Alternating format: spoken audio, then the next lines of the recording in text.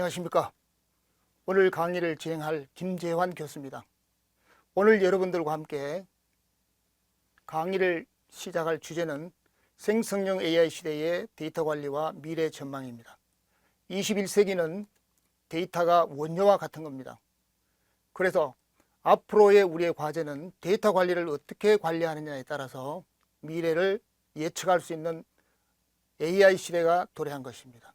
만약 우리가 데이터 관리를 어떻게 하느냐에 따라서 우리가 필요로 하는 인공지능의 더 좋은 내용으로 우리 곁에 다가올 수 있습니다. 지금 현재의 여러 가지 AI 기술들이 보급되고 있습니다만 이 보급되는 여러 가지 기술들은 데이터를 빼고는 생각할 수가 없습니다. 만약에 데이터의 내용이 부실하다고 가정하게 되면 전통적으로 우리가 처리해왔던 방식에서 얼마나 많은 차이가 있는가를 이 강의를 통해서 여러분들 점검하시기 바랍니다. 오늘 강의는 내용도 중요하지만 여러분들이 앞으로의 미래에 어떠한 AI가 우리 곁을 다가오는가를 충분히 느끼시기 바랍니다. 자, 오늘 강의 드릴 제목을 말씀드리면 생성형 AI 중요성과 또 현재의 어떤 영향력을 미치는가에 대해서 상세하게 말씀을 드리고요. 그 다음에 이어서 생성형 AI의 가장 기본적인 이해와 또 데이터 관리의 중요성, 또 그것이 생성형 AI에 미치는 영향에 대해서 말씀을 드리고자 합니다. 자, 그런가 하면 마지막으로 생성형 AI 시대의 앞으로의 미래 전망은 어떻게 전개될 것인가, 현재 활용과 앞으로의 전망에 대해서 말씀드리고자 합니다.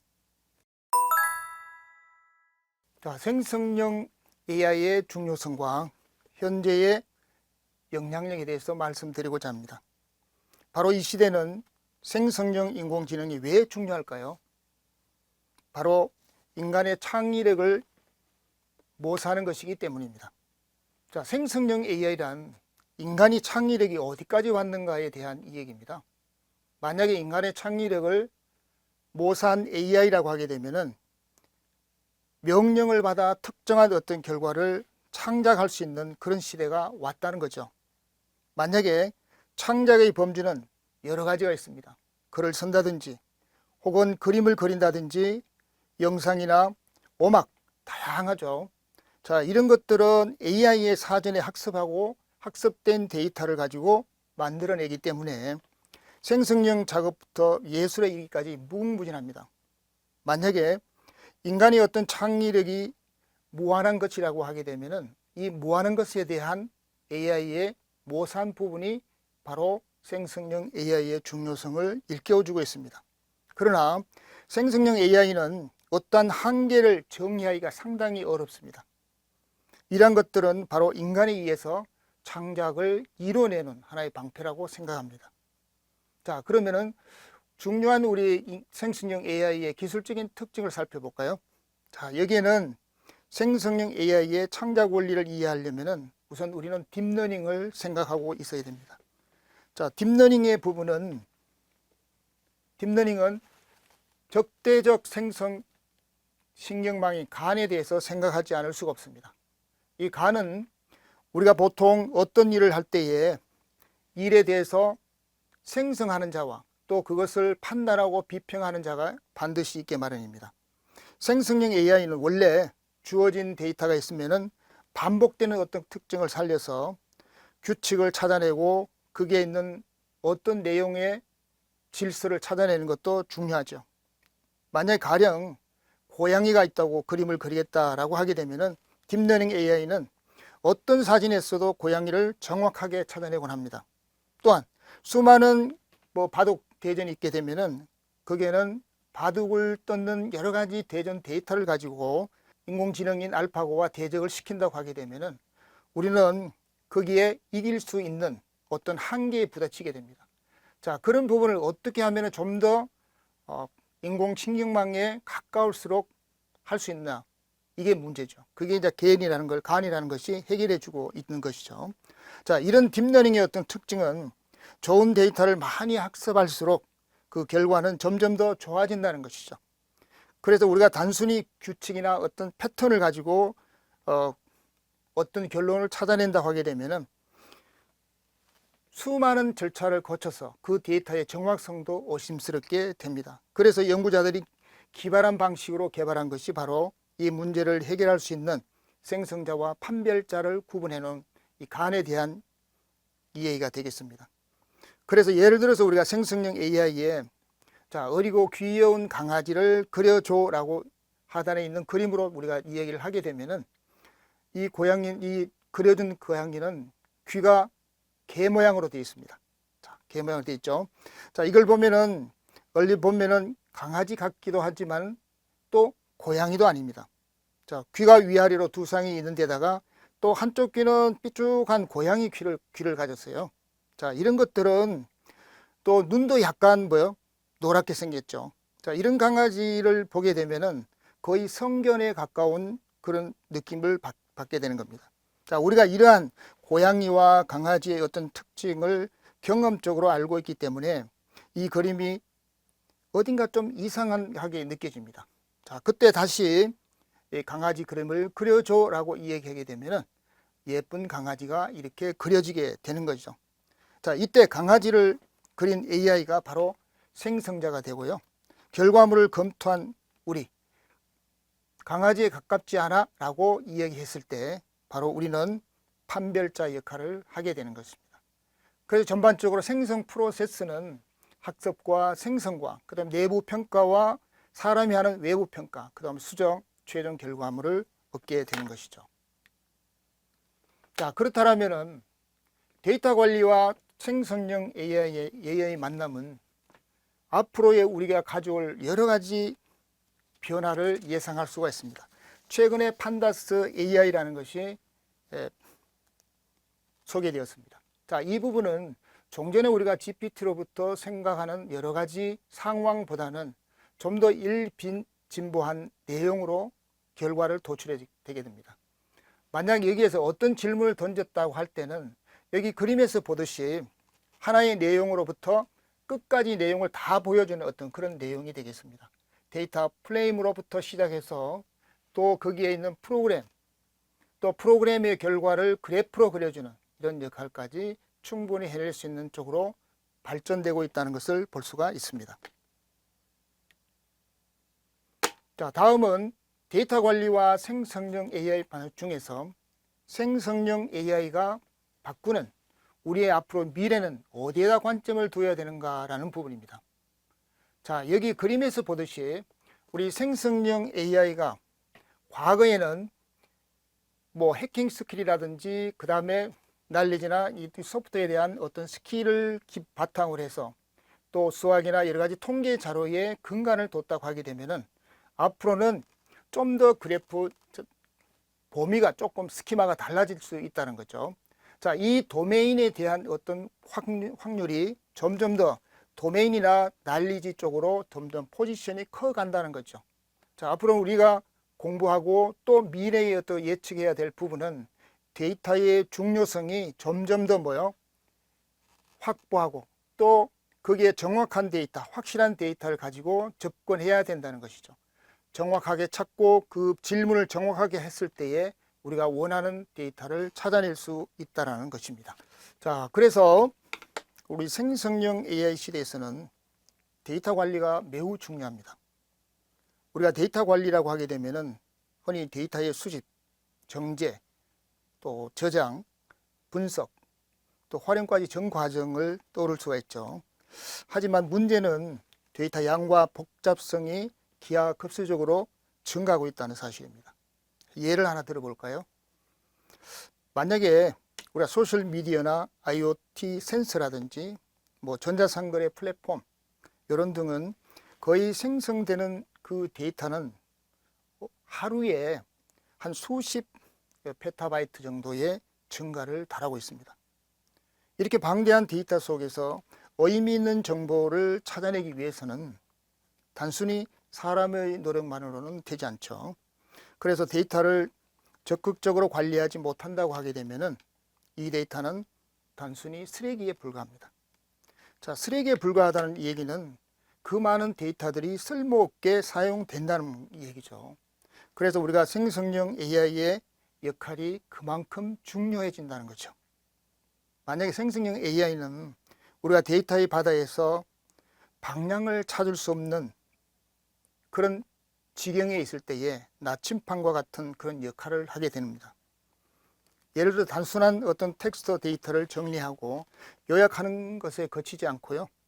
또 데이터 간의 어떤 관계를 파악해서 새로운 정보를 생성하거나 혹시 이제 결손 데이터 이런 것들을 보완하는 그런 역할을 충실히 해내고 있다고 볼 수가 있습니다.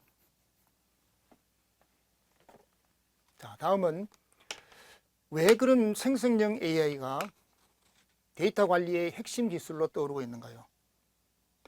자, 여기에는 여러 가지 원인이 있을 수가 있습니다. 만약에 생성형 AI로 데이터 관리를 하게 되면은 제일 첫 번째로 효율성 증대 측면에서 상당한 도움을 줍니다. 생성형 AI는 데이터 관리에서 반복적이고 시간이 많이 소요되는 그런 작업들을 자동화하게 되는 거죠. 예를 들어서 데이터를 수집한 후에 결척치를 채운다든지 또 이상값을 감지하게 되면은 또 이들 여러 가지 작업을 통해서 AI가 아주 빠른 방법으로 처리를 합니다. 둘째로 이제 인사이트 제공이죠. 자, 여기는 우리가 단순한 어떤 데이터를 정리에 그치게 되면 아무런 의미가 없죠. 생성형 AI가 만약에 여기에 개입이 된다고 하게 되면 데이터 분석을 해서 우리가 보지 못한 새로운 어떤 패턴과 인사이트를 제공하게 됩니다. 자, 예를 들어서 고객 데이터를 분석해서 만약에 그들이 여러 가지 숨겨진 어떤 요구사항들이나 이런 것들을 발견하거나 시장 동향을 예측한다고 하게 되면 상당한 도움을 준다는 거죠. 자, 셋째로 이 미래를 준비하는 도구입니다. 자, 미래를 준비하는 이 도구는 실제적으로 데이터 관리의 어떤 중요성이 증가하는 시대에 아주 적합한 그런 필요 도구라고 생각이 됩니다. 만약에 생성형 AI는 데이터 전문가나 어떤 조직, 데이터를 관리하는 조직이 있다고 하게 되면 미래의 데이터를 기반으로 해서 앞으로의 우리가 기업이나 사회가 나갈 방향을 결정하는 의사결정에서 경쟁 우위를 확보할 수가 있는 거죠. 자, 특히 AI는 이런 데이터에서 의미 있는 정보를 도출하는 것을 넘어서 가지고 더 나은 어떤 의사결정을 하는 파라미터가 됐다라고 볼 수가 있습니다. 자, 이러한 어떤 효율성 증대는 바로 여러 가지 측면에서 우리에게 시사한 바가 상당히 많다는 것을 알 수가 있습니다. 자, 그러면은 인공지능은 우리에게 무엇을 안겨다 줄까요? 인공지능의 정답은 데이터에 있습니다. 자, 그림에서 보시다시피 과거에 우리가 프로그램이나 여러 가지 데이터 또 그 데이터를 가지고 파이썬이나 이런 프로그램들을 이용해서 분석을 한다라고 하게 되면은 제일 중요시였던 것이 바로 코드 부분이죠. 우리가 생각했던 부분은 바로 코드 부분이었습니다. 코드 부분은 코드 내에서 모든 작업이 다 이루어지고 있다는 거죠. 코드 내에서 이루어졌다는 이 얘기는 코드만 잘 고치게 되면은 코딩만 잘하게 되면은 내가 분석하는 데이터는 바로 그대로 이용이 될 수 있다라고 생각을 했을 겁니다. 그러나 지금에 와서는 데이터가 됐습니다. 자, 데이터가 됐습니다. 데이터를 수정하게 되면은 깨끗한 데이터, 정확한 데이터, 그 다음에 데이터에 어떤 정확성을 기하는 것이 투입이 된다고 하게 되면은 코드가 조금 잘못됐다 할지라도 상당한 효과를 낼 수가 있다는 것이 바로 여기에서 생성형 AI의 중요성을 느낄 수 있게 되는 것이죠. 자, 그러면 조금 더 표를 보고 말씀드리겠습니다. 정답은 바로 데이터에 있다는 사실을 좀 더 증명해 보여드리겠습니다. 앞에서도 강조했듯이 경험상 정답은 복잡한 이 모델이 아니라는 거죠. 어디에 있느냐? 데이터에 있다는 거죠. 자, 우리가 모델을 가지고 어떤 개설을 한다고 하기 이전에 우리는 데이터를 가지고 시작을 해야 됩니다. 만약에 우리가 석유를 가지고 정제를 해서 불순물을 제거하고 이렇게 선다라고 하게 되면은 바로 앞에서 우리가 코드를 갖고 이야기하는 부분이 해당이 된다라고 볼 수가 있죠. 이 데이터는 바로 정제하는 작업입니다. 그래서 우리가 보통 클린 데이터라고 얘기하죠. 아주 깔끔한 데이터를 사용할 때 우리는 보다 나은 어떤 데이터 관리를 할 수 있다는 거죠. 어떤 정해진 규칙을 가지고 우리가 이제 사용할 때는 어떤 정령 데이터라고 하지만은 결척지나 이런 것들 다 없애고 나게 되면은 얼마나 많은 도움을 주는지를 우리가 볼 수가 있습니다. 자, 여기서도 보면은 강철 결함 탐지와 그 다음에 태양광 패널, 그 다음 표면 검색 등을 이용해서 성능 개선한 것을 비교표로 나타냈습니다. 자, 베이스라인에 보면은 여기에 76%의 베이스라인이 있습니다. 자, 여기에서 얘는 75%가 되겠죠. 85%. 자, 이런 것을 가지고 어떤 면에서 개선할 수 있는가를 볼 수가 있습니다. 처음에 모델, 자, 우리가 딥러닝이나 머신러닝을 통해서 코드를 변경했을 때에 가져오는 증가, 개선율, 그 다음에 데이터를 가지고 했을 때 증가율, 이것들을 보게 되면은 여기 비교해 보면 보시다시피 큰 차이가 나죠. 자, 얘는 16%의 개선을 가지고 있지만 모델은 거의 0%에 가깝다는 겁니다. 자, 그런가 하면은 얘도 3% 증가했습니다. 자, 여기도 보면은 0.4% 증가했습니다. 자, 세 가지를 다 보면은 여기에 개선 효과가 더 좋다라는 거죠.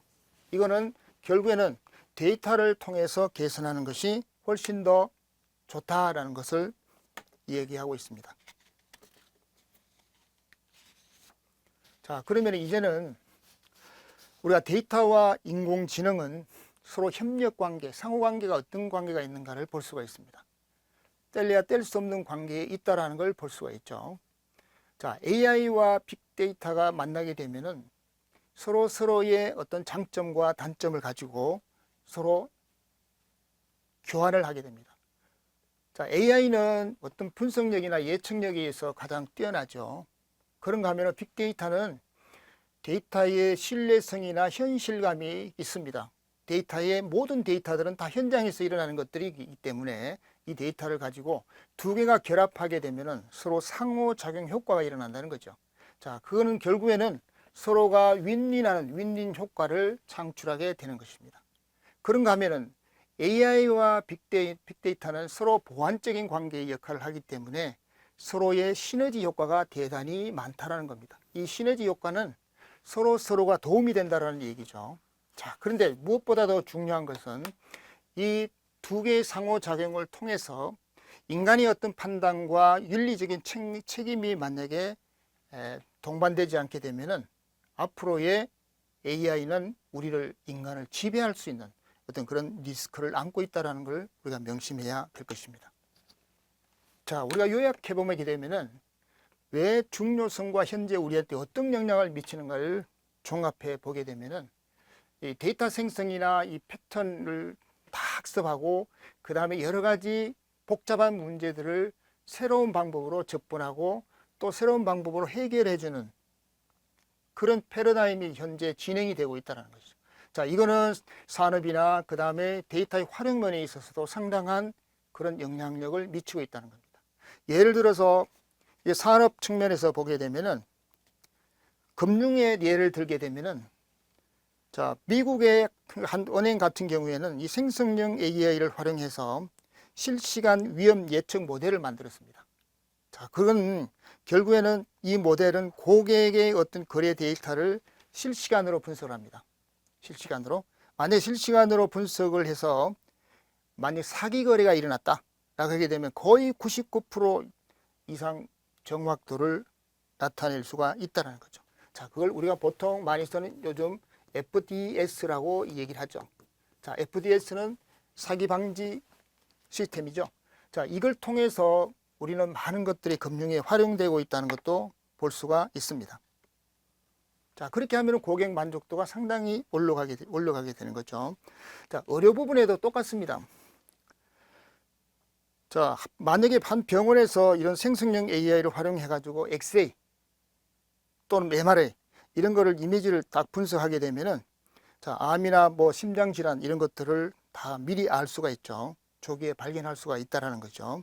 그렇게 되면은 이 AI는 기존의 어떤 진단의 정확도를 한 20% 이상 끌어올린다는 거죠. 그럼 환자별로 이 맞춤형 어떤 치료를 방안을 낸다든지 또는 자동적으로 생성해서 어르신에게 이 사실을 알리고 어르신에게 결정하게 되면은 그만한 효과가 없다라는 거죠. 자, 컨텐츠 산업에서도 똑같습니다. 자, 여기에서도 AI가 만약에 사용자의 선호도를 잘 파악해서 각 사용자에게 최적화된 어떤 콘텐츠 마케팅을 제공한다라고 하게 되면은, 자, 이런 걸 통해서 누가 많이 클릭하느냐, 클릭 수를 계산한다든지 또는 클릭률과 어떤 그 시청 시간 이런 것들을 좀 더 짜임새 있게 제공할 수가 있다는 거죠. 자, 이런 것들이 굉장히 많은 효과를 내고 있다는 것도 사실입니다. 자, 그 다음에 데이터 활용 어떤 혁신에 보게 되면은, 만약에 한 유통회사가 고객의 리뷰가 있죠. 리뷰하고 그 다음에 소셜미디어의 데이터 이런 것들을 잘 분석하게 되면은 제품의 개선 아이디어를 충분히 낼 수가 있다는 거죠. 만약에 제품의 아이디어를 낸다라고 하게 되면은 제품 그 아이디어를 기반으로 해서 여러 가지 이제 아이디어를 낼 수가 있습니다. 이처럼 생성형 AI는 회사의 매출액 증가는 물론이고 또 고객의 만족도를 동시에 달성하는데 상당히 기여를 하고 있다고 봅니다. 자, 그 다음에 마지막으로 교육 및 학습에 보면요. 자, 학생들이 어려워하는 문제 유형을 잘 파악할 수가 있습니다. 그래서 시험을 볼 때도 또 학생들이 어려사항을 파악을 해서 그 데이터를 가지고 얼마든지 학생들 이해를 돕기 위해서 새로운 설명과 어떤 예제를 전부 도출해 낼 수도 있다는 거죠. 또 다른 우린 사례를 보게 되면은 생성형 AI를 활용한 어떤 실시간 뭐 언어 번역을 한다든지 그 다음에 대화형 어떤 학습 보조 AI가 뭐 등장한다든지 이런 것들은 아주 교육에 있어서 고품질의 어떤 학습의 효과를 제공하고 있다라고 볼 수가 있죠. 자, 이처럼 우리가 인공지능 생성형 AI는 다양한 산업과 일상에서 아주 혁신적인 변화를 만들어 가고 있습니다.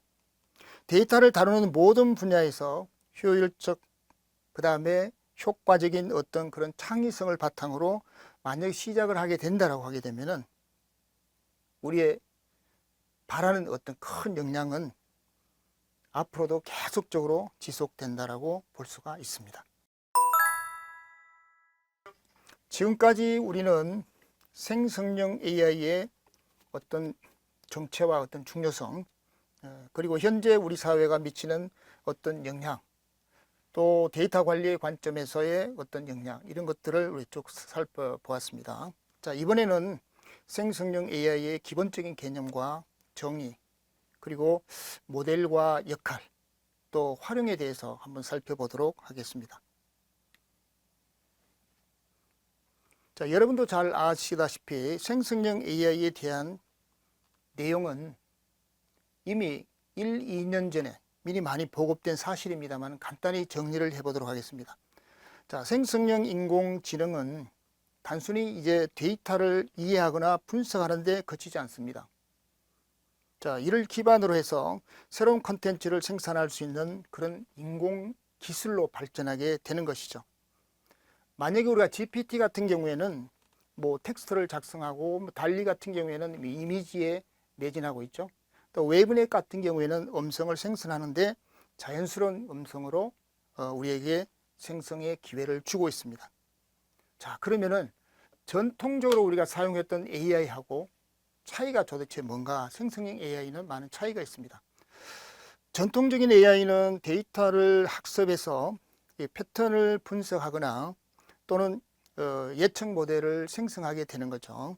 뭐 예를 들어서 우리가 스팸 메일 뭐 필터링을 한다든지, 그 다음에 이미지에서 뭐 고양이인지 그 다음에 개인지 이런 것들을 분류한다든지 이런 것들이 해당이 되겠죠. 자, 생성형 AI 같은 경우에는 데이터를 이제 학습하는 것은 물론이지만은 그게 창의적인 결과물을 생성한다는 거죠. 자, 만약에 주어진 단어로 시를 짓게 한다든지 또 뭐 간단한 그림을 완벽하게 이미지 생성을 한다든지, 뭐 기존의 AI하고 이 생성형 AI의 어떤 이 차별화가 분명히 드러나는 부분이죠. 그래서 어떻게 보면은 기능과 어플리케이션의 차이라고 볼 수가 있습니다. 예. 자, 기존에 우리가 사용하고 있던 여러 가지 내용들 중에서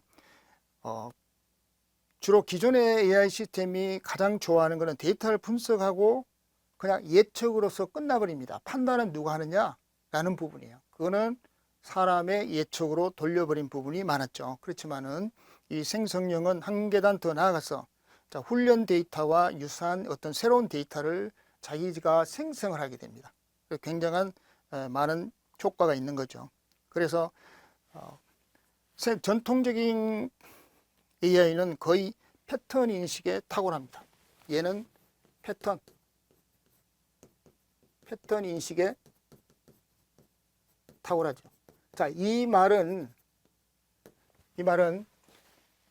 예측 모델은 우리가 사용하고 있는 형태나 어떤 패턴에 대해서는 아주 깔끔하게 내용을 내주지만 그 데이터가 부족할 때는 잘못 예측할 수도 있다는 것이 바로 여기서 우리한테 보여주고 있는 것이죠. 그런가 하면은 생성형 AI 같은 경우에는 데이터를 사용해서 완전히 새로운 것을 만들어낼 수 있다는 것이죠. 거기에서 큰 차이가 있다고 볼 수가 있습니다. 자, 그러면은 생성형 AI가 인간처럼 창작할 수 있는 이유가 무엇일까요? 자, 인간처럼 창작을 할 수가 있다는 이유는 대규모의 어떤 데이터 셋입니다. 물론 여기에서는 텍스트나 이미지를 다 포함합니다만은, 자, 이런 기반으로 해서 일정한 패턴을 학습하게 됩니다. 그리고 이를 또 새로운 어떤 맥락으로 딱 적용을 하는 거죠. 그래서 어떻게 보면은 인간의 두뇌가 기억을 하는 겁니다. 자, 여기서 기억이라는 얘기는 데이터와 같죠. 그 다음에 그런가 하면은 또 상상을 하게 됩니다. 상상은 창작과 같죠. 자, 이런 것들 결합해서 방식을 여러 가지 방법으로 모방했다라고 볼 수가 있는 거죠. 자, 만약 여러분이 유명한 화가들의 어떤 작품을 공부를 한 뒤에 자신만의 어떤 스타일로 그림을 그린다고 상상해 보십시오. 자, 그럼 어떻게 하죠? 생성형 AI는 바로 이러한 역할을 하고 있다는 거죠. 기존에 있는 데이터를 쭉 학습해서 그 학습의 패턴을 찾고 찾은 패턴을 가지고 내가 창의적으로 만들어내고 있다는 거죠. 과거의 데이터를 학습해서 새로운 작품을 만들어낸다는 것이 다른 것입니다. 자, 이런 것들이 거의 실생활에 활용을 많이 한다고 봅니다. 요즘같이 영화 대본은 거의 이 스토리보드를 작성까지 AI가 다 해주는 시대가 왔죠. 그 다음에 패션 디자인 같은 경우에도 AI가 최신 트렌드 데이터를 가지고 학습을 하고 또 새로운 어떤 의상 디자인을 제안을 한다든지 이런 부분은 실생활에서 가장 많이 사용하고 있는 부분입니다. 또 하물며 음악 작곡가 같은 경우는 사용자가 어떤 감정을 가지고 어떤 감성을 가지고 있느냐에 따라서 그 음악을 작곡을 해주기도 합니다. 자, 여기 우측에 있는 그림을 보게 되면 이 그림은 실제로 전부 인공지능 달리로 실제로 설계한 것입니다. 자, 이런 게 힌트를 얻고 난 다음에 이 힌트를 가지고 우리 인간이 다른 방법으로 더 창의를 해 나가는 것이죠. 주요 모델과 그 역할에 대해서 좀 더 살펴보겠습니다. 우리가 흔히 많이 아는 GPT 같은 경우에는 프리입니다. 프리 트레인드입니다. 프리 트레인드 같은 경우에는 미리 훈련이 된 트랜스포머죠. 트랜스포머는 상당히 중요한 하나의 모델입니다. 이 트랜스포머 때문에 지금 우리가 굉장히 많은 인공지능의 발전을 가지고 온 거죠. 이거는 자연어 처리에서 가장 중요한 어떤 모델인데요. 이 트랜스포머를 통해서 획기적인 어떤 변화를 가져왔다라고 볼 수가 있습니다. 그래서 우리가 언어 데이터를 학습을 한다라고 하게 되면은 인터넷에서 여러 가지 방대한 데이터를 학습해서 이 문장 구조나 문법이나 맥락 이런 것들을 전부 이해할 수 있는 그런 능력을 갖추고 있는 거죠, GPT가. 자, 물론 여기에는 LLM이라는 큰 모델이 앞단에 있습니다. 그 모델을 통해서 방대한 데이터를 가지고 미리 학습하고 난 다음에 트랜스포머를 통한 결과를 내주게 되는 거죠. 자, 그래서 그런가 하면은 이 다양한 언어를 학습을 수행하게 됩니다. 글쓰기나 번역, 요약, 또는 질문도 아주 잘하죠. 이런 언어와의 관련된 거의 모든 작업에 활동이 가능합니다. 자, 이런 것들은 어떠한 역할을 하냐면은 여기서 보시다시피 컨텐츠를 자동으로 생성해 준다든지 번역을 해 준다든지 또 요약을 해 준다 이런 데 뛰어난 역할을 하고 있다라고 볼 수가 있습니다. 자, 그 다음에 달리 같은 경우에는 이미지 생성의 모델이죠. 자, 여기는 물론 요즘은 텍스트를 가지고 이미지를 생성해냅니다. 그래서 아주 유명한 어떤 그런 내용들도 달리를 통해서 이미지화하고 우리가 현재 시각적인 시대에 살고 있는 우리로서는 상당한 도움이 된다라고 볼 수 있죠. 또 광고 디자인이나 여러 가지 제품 프로타입을 제작한다든지 또 예술이나 어떤 창작 작업에서도 굉장히 많은 도움을 받고 있죠. 또 여러분 너무나 잘 아시는 챗 GPT 같은 경우에는 지금은 챗 GPT 4 옴니가 나오고 그 다음에 5, 6 이렇게 이제 계속 진행이 될 텐데요. 만약에 대화형 이런 인공지능이 계속적으로 발전하게 되면은 우리가 구태여 할 일 모든 것들을 GPT가 다 소화해 놓을 그런 역할이 되면서 그야말로 개인 비서로서의 역할을 충분히 할 수 있다라고 이제 볼 수가 있죠. 이게 모든 것이 주된 답이 아니고 보조 역할로서의 아주 뛰어난 역할을 GPT가 하고 있다라고 볼 수가 있습니다. 콘텐츠 제작 측면에서 보게 되면요. 만약에 생성형 AI를 이용하게 되면은 이미지나 영상, 음악 이런 다양한 콘텐츠를 정말 빠르고 아주 효율적으로 만들 수가 있습니다. 덕분에 어떤 창작에 드는 시간을 다 아끼게 되는 거죠. 또 훨씬 창의적인 결과를 쉽게 만들어낼 수 있다는 겁니다. 그래서 예를 들면은 뭐 한 스타트업에서는 이 생성형 AI를 가지고 소셜 미디어 광고를 제작했다고 해요. 그래서 이런 회사들을 가만히 들여다 보면은 1시간 만에 여러 가지 버전의 광고를 카피하듯이 또 이미지를 뚝딱 만들어내는 거예요. 그리고 만들어내는 여러 개 만들어 놓고 거기서 이제 우리가 A/B 테스트를 하게 됩니다. 자, 우리가 여기서 이 얘기하는 A/B 테스트 같은 경우에는 영상물이나 어떤 내용을 2개, 3개 이렇게 놓게 되는 거죠. A와 B를 놓게 되면은 A와 B 중에서 어떤 부분이 더 효과가 있는가를 전부 다 직시하고 텍스트합니다. 그 중에서 가장 중요한 내용 부분이 선택이 되는 거죠. 그러면은 일종의 평가를, 개별 평가를 받는다는 그런 좋은 점도 있습니다. 자, 이걸 통해서 이제 많이 이용하고 있다는 것도 알 수가 있죠. 자, 그 다음에 우리가 보면은 지금 여기에서는 여러 가지 내용들이 나옵니다만은 블로그에 글을 쓴다든지 뭐 마케팅 뭐 컨텐츠를 제작한다든지 이런 영상 대본을 작성한다든지 이런 부분이 다 컨텐츠 제작에서 활발히 이용이 되고 있습니다.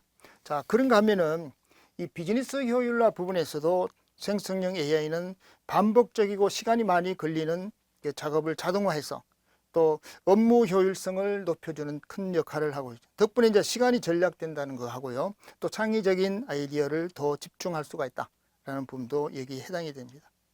예를 들어서 한 큰 기업에서 이 월간 보고서를 뭐 AI로 자동화했다고 합니다. 자, 예전에는 이 작업을 하려면은 3, 4일, 뭐 길게는 일주일 정도 걸렸지만 지금은 단 1시간 만에 다 해결을 가능하게 되는 거죠. 이처럼 여러 가지 방법으로 보고서를 기반한다든지 또는 개발 초에 아이디어 역시 프로토타이핑으로 아이디어를 개발한다든지 이런 데 많이 활용이 된다고 볼 수가 있습니다. 자, 교육 및 학습 부분에서도 생성형 AI는 학생 개개인의 어떤 학습 속도, 그 다음에 학생의 스타일 이런 것들에 맞춰서 자료를 만들어내므로 인해 가지고 학습 효과를 크게 높일 수가 있다는 거죠. 학생들이 잘 모르는 개념도 질문을 하게 되면은 AI가 간단하게 예시와 함께 빠르게 설명해 주기 때문에 공부 시간을 상당히 줄일 수 있다는 거죠. 여기에서도 여러 가지 학습 자료를 생성한다든지 뭐 어려운 개념을 간단하게 설명한다든지 많은 효과를 낼 수가 있다는 걸 볼 수가 있습니다. 자, 이번에는 생성형 AI가 기존 데이터 관리와 또 분석에 있어서 어떻게 다른가를 좀 비교해 봤습니다. 데이터 생성에 혁신하게 되면은 예전에는 우리가 데이터를 어떻게 만들었을까요? 사람이 직접 수집하거나 또 기존의 시스템에서 뽑아낸 여러 가지 정령 데이터를 가지고 처리를 했습니다. 자, 그렇게 되면은 상당한 시간이 걸렸겠어요. 지금은 어떻게 하느냐? 생성형 AI가 등장하면서 데이터 생성 자체가 완전히 바뀌었습니다. 아예 그냥 데이터를 테스트할 데이터를 만들어 주기도 하는 거죠. 예를 들어서 AI가 고객 설문 데이터를 쭉 이제 학습한 뒤에 새로운 고객 유형을 만들어낼 수가 있어요. 네. 우리가 GPT나 이런 데서 자, 이런 사람이 우리 제품을 좋아할 것 같다. 이라는 어떤 프로파일 AI를 만약에 만들어낸다라고 하게 되면은 얘는 뚝딱 만들어내줘요. 자, 그렇게 되면은 데이터 처리를 하는 그 부분에 있어서 여러 가지 많은 혁신을 가져올 수가 있다는 거죠. 만약에 데이터를 생성하고 데이터를 처리하고 통합하는 데 있어서 가장 중요한 부분은 이 데이터를 처리하는 부분입니다. 자, 데이터를 처리하는 부분은 다들 뭐 해보신 적이 있을 겁니다. 그런데 진짜 귀찮고 반복적이고 시간이 뭐 엄청 많이 잡아먹죠. 자, 기존에는 데이터 정제하고 그다음에 통합하고 분석하고 뭐 거의 사람이 다 했습니다. 아니면 뭐 이 규칙 기반 알고리즘을 다 썼죠. 자, 근데 이제는 AI가 데이터를 알아서 문맥까지 다 이해를 합니다. 자, 문맥까지 이해하기 때문에 뭐 대량의 어떤 뭐 텍스트 데이터를 뭐 자동으로 요약을 해준다든지 또 우리가 보고서를 맨날 쓰는 부분을 데이터만 넣게 되면은 얘가 요약을 다 해서 보고서 형식까지 다 만들어주는 그런 때가 왔죠. 생성형 AI는 그렇게 많은 것을 우리에게 안겨주고 있다는 것을 볼 수가 있습니다. 자, 여기서 문맥 이해라는 부분이 상당히 중요한 부분입니다. 과거에는 없었던 부분이죠. 자, 이것 때문에 수많은 콜라보레이션이 일어나는 거죠. 자, 콜라보레이션이 일어난다는 얘기는 중첩된 여러 가지 방법으로 반복해서 재조명하고 그 다음에 이걸 가지고 다시 풀이를 하고 또 여기에 어떤 모델을 찾고 거기에서 정확한 데이터를 찾아낸다는 거죠. 이게 바로 우리가 지금 이 얘기하고 있는 트랜스포머와 직결된다고 볼 수가 있습니다. 자, 그런데 여기서 데이터를 통합하는 부분이 있습니다. 뭐 데이터 통합도 우리 혁신 중에 혁신이죠, 사실은. 예전에는 숫자나 이 표 같은 정령 데이터 이런 것만 통합을 잘했는데요. 이미지나 텍스트, 영상 뭐 이런 비정령 어떤 데이터 요건 따로따로 처리를 해야 되는데 요즘 와서는 이 멀티모달이라고 하게 생겼어요. 멀티모달 AI. 여기 보시면은 멀티모달 있죠? 멀티모달 AI. 이게 등장함으로 인해서 여러 가지 패턴이 다 달라지고 있다는 거죠. 텍스트와 이미지 동시에 학습하고 분석을 다 합니다. 멀티모달이. 자, 예를 들어서 우리가 이 얘기하면 올해 뭐 유행하는 어떤 패션 트렌드가 뭐야 이렇게 물게 되면요. AI가 이미지랑 여러 가지 텍스트 데이터를 한꺼번에 분석해서 이 트렌드를 다 이제 우리한테 알려주죠. 정말 신기한 일이죠. 자, 이걸 요약해 보면요. 결론적으로 생성형 AI는 데이터 생성부터 처리, 통합까지 전 과정을 혁신적으로 바꿔놓았다. 이렇게 이제 이 얘기를 하고요. 거기에다가 또 효율성도 올라가고 창의성도 등달아 올라가는 그런 시대가 우리한테 왔다라는 거죠. 자, 여러분들도 이런 그 AI 기술 이런 걸 가지고 데이터 관리와 분석을 얼마나 우리가 쉽게 할 수 있는지 오늘 우리 특강을 통해서 여러분들이 좀 더 나은 어떤 체험적 경험을 해봤으면 좋겠습니다. 자, 이제는 데이터 관리와 생성에 대해서 좀 말씀을 드리고자 하는데요. 데이터 관리가 뭐냐고 우리가 만약에 묻는다라고 하게 되면 쉽게 말해서 데이터를 수집하는 거죠. 그리고 저장하고 처리하고 분석하고 또 활용하는 모든 과정을 통틀어서 말하는 거예요. 요즘은 데이터가 없으면은 비즈니스도 연구도 제대로 돌아가기 힘듭니다. 그래서 데이터가 중요하다는 거죠. 자, 그런데 문제가 데이터가 너무 많다는 겁니다. 자, 아무리 좋은 데이터라도 이걸 잘 관리하지 못하게 되면은 쓸모가 없죠. 자, 여기서 생성형 AI가 등장을 하게 됩니다. 자, 생성형 AI는 단순한 데이터를 이루는 도구가 아니에요. 그럼 뭐냐? 데이터를 더 깊이 이해하고 아예 새로운 데이터를 만들어내고 또 통합적인 어떤 관점을 제시할 수 있는 정말 혁신적인 기술입니다. 한마디로 이 얘기를 하면은 생성형 AI는 데이터 관리의 게임 체인저라고 할 수 있습니다. 자, 오늘은 이런 생성형 AI가 데이터 관리를 어떻게 바꾸고 있는 건지, 또 우리가 어떤 기회를 잡을 수 있는지, 이런 관점에서 여러분들 잘 눈여겨보시기 바랍니다. 자, 그림에서 보시다시피 이 인공지능은 1세대, 2세대, 3세대로 이렇게 흔히 분류를 합니다. 자, 여기서 중요한 부분은, 자, 이 1980년에서 2010년을 1세대로 간다고 하게 되면은 앞으로 우리가 30년까지는 2030년까지는 2세대라고 봅니다. 30년 이후에 앞으로 또 20년 이렇게 계속 가면 3세대. 우리는 지금 현재 그 2세대 중간에 와가 있다라고 볼 수가 있죠. 자, 그러면은 1세대에는 무엇을 했느냐라고 하게 되면요. 자, 여기 보면은 밑에 인지와 학습과 추상화. 자, 여기에 인지, 학습, 추상화, 추론. 이렇게 네 가지를 분류한 중에서 학습에 대해서는 지금 아무것도 하지 못하는 세대, 그게 1세대라고 볼 수가 있습니다. 자, 그런가 하면은 이때는 그냥 프로그램을 가지고 어떤 학습의 효과를 내고 논리적인 어떤 지식 표현에 거쳤던 시대라고 볼 수가 있죠. 자, 그런데 그 이후에 기계 학습이나 딥러닝이 조금 더 이제 발전되고 거기에 대한 깊이가 더해질수록 또 우리가 현재 얘기하는 트랜스포머라는 어떤 모델이 점점 더 강화됨으로 인해 가지고 자, 인지 모델이나 예측 모델이 강화됐다는 거죠. 그게 이제 학습 효과에서 가장 잘 나타나고 있는 실정이죠. 그런가 하면은 오히려 우리가 추상화를 한다든지 그 다음에 추론하는 부분은 좀 더 주춤해 있다는 걸 볼 수가 있습니다. 왜 그런가 하면은 학습을 강화하고 그 다음에 인지 능력이 뛰어나다고 하게 되면은 인간이 요구하는 부분을 좀 더 어시스턴트 할 수 있다는 거죠. 에이전트로서의 역할을 충분히 하고 있다고 봅니다.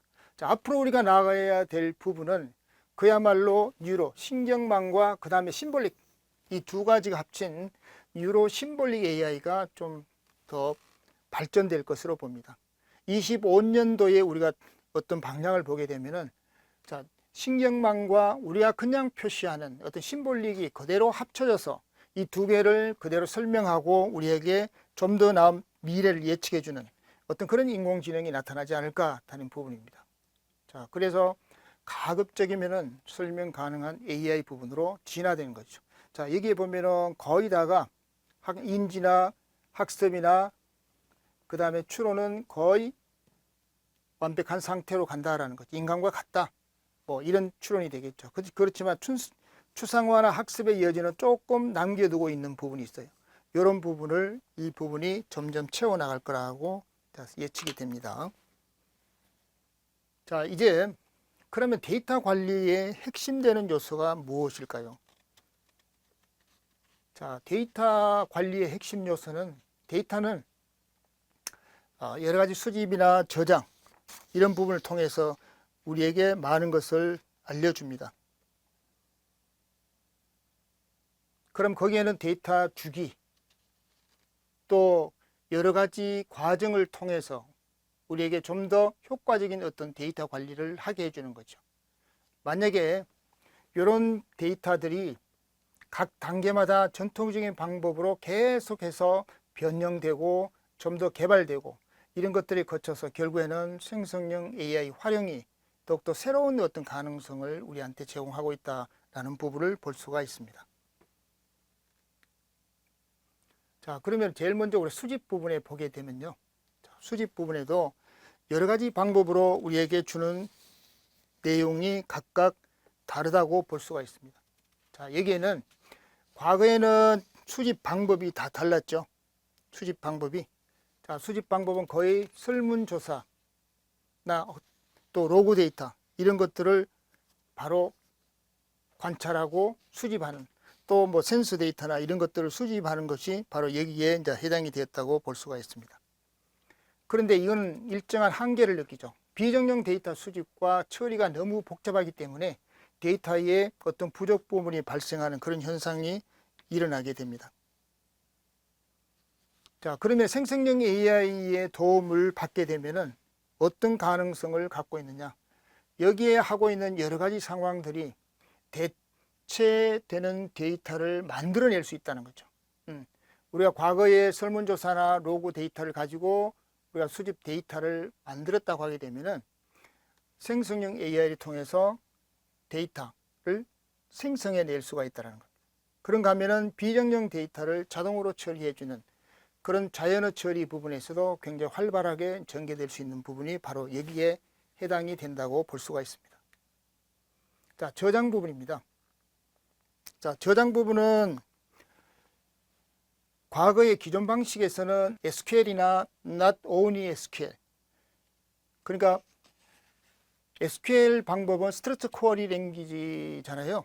자, 이걸로 통해서 여러 가지 우리가 검색을 한다든지 데이터 분석을 하는 방법을 할 수가, 데이터 관리를 할 수가 있었어요. 자, 그런가 하면은 뭐 SQL뿐만 아니라 여러 가지 우리 랭귀지도 쓸 수가 있다는 거죠. 그런가 하면은 클라우드 스토리지라든지 이런 것들을 이용해서 많이 이용했습니다. 그런가 하면은 생성형 AI 도움이 있게 되면은 데이터를 점점 더 우리가 최적화를 시킬 수가 있습니다. 이 최적화를 한다는 이 얘기는 결국은 데이터 분류의 어떤 태깅이나 또는 데이터 분류를 완전 자동화시켜서 여기에 대해서 이제 저장하는 방법도 다양하게 변하고 있다는 거죠.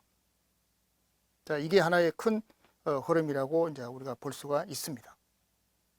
자, 그 다음에 처리 부분입니다. 자, 처리는 데이터를 정제하고 데이터를 변환하고 이제 통합하는 부분에서 많이 이용이 되죠. 기존 방법에서는 중복된 데이터를 제거한다든지 뭐 결적값 처리를 한다든지 또는 데이터 분석 가능한 어떤 형태로 변화를 해서 우리가 통합하고 그 다음에 정제하고 변화를 했습니다.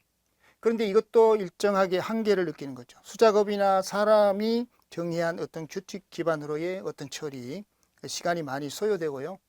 또 그런가 하면 데이터가 많아질수록 중복을 많이 하기 때문에 이걸 또 제거를 해야 되고, 또 오류 수정이나 일관된 어떤 확보가 점점 더 어려워지는 것도 사실이었습니다. 그러나 생성형 AI의 도움을 받음으로 인해서 AI가 데이터 간의 어떤 관계를 서로 이해를 해서 이 정제 작업을 자동화로 수정하는 어떤 그런 예가 활발히 이제 되는 거죠. 자, 그런가 하면은 거기에서 동일한 고객 데이터를 뭐 다양한 형식으로 가져와 가지고 이걸 어떻게 자동으로 통합한다든지 이런 것들도 다 여기에 해당이 된다라고 볼 수가 있습니다. 자, 그런가 하면은 테스트나 이미지, 뭐 음성 이런 것들 잘 분석해서 필요 없는 정보를 제거를 한다든지 혹은 뭐 변환한다든지 이런 것들도 비정형 데이터 처리에 의해서 상당한 도움을 주고 있다. 뭐 이게 예로는 뭐 비디오 파일이나 이런 것들이 쭉 저장이 되면 이걸 뭐 음성 데이터로 이제 텍스트로 변환한다든지 이런 불필요한 어떤 잡음을 다 제거한다든지 이게 다 생성형 AI 도움을 받아서 가능하게 된 것이죠.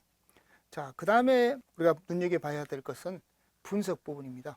자, 분석 방법은 과거에는 이 데이터를 수치적으로 이제 분석을 해서 패턴이나 이런 추세를 파악하는 거죠. 추세를 파악해서 예측이나 어떤 분류, 군집화 뭐 이런 것들도 통해서 이제 데이터의 의미를 추출하는 그런 단계를 많이 거쳤죠.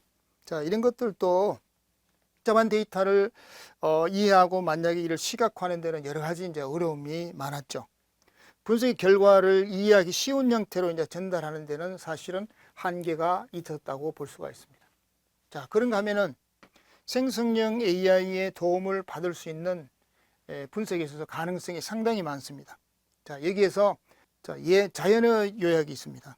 자, 우리가 분석 결과를 어떤 전문가나 또는 일반 사용자가 이해할 수 있도록 이제 자연어로 이렇게 요약을 합니다. 예를 들어서 뭐 매출이 지난달보다 뭐 몇 프로 증가했다. 근데 주 요인은 뭐 신제품 출시입니다라고 이렇게 예측해서 우리한테 제시해 줄 수 있습니다. 그래서 자연어로 요약이 가능하다는 거죠. 그 다음에 데이터 기반 예측입니다. 자, 기존의 어떤 데이터 패턴을 학습에 이용을 한다라고 하게 되면은 미래 결과를 예측할 수 있다는 거죠. 그래서 새로운 시뮬레이션을 한다든지 통해서 여러 가지 데이터들의 관점을 재생산해 낼 수가 있다는 것이죠. 예를 들어서 이제 우리 판매 데이터 이런 기반으로 해서 뭐 다음 분기의 매출액은 얼마나 예측된다든지 이런 것들도 이야기해 볼 수가 있죠. 또 한편으로는 이 시각화 자동화입니다. 자, 시각화 자동화 같은 경우에는 상당히 많은 어떤 효과를 낼 수 있는 부분도 있습니다. 자, AI가 데이터를 분석을 한 후에 적합한 어떤 뭐 히트맵이나 그다음에 막대 그래프 같은 이런 차트를 자동으로 생성한다든지 이런 부분들이 이제 눈에 확 타는 거죠. 자, 이처럼 데이터 관리는 각 단계별로 중요한 의미를 갖고 있다는 것도 알 수가 있습니다. 자, 지금까지 우리가 설명한 4단계를 보게 되면은 예시마다 여러 가지 요약 설명을 쭉 했습니다.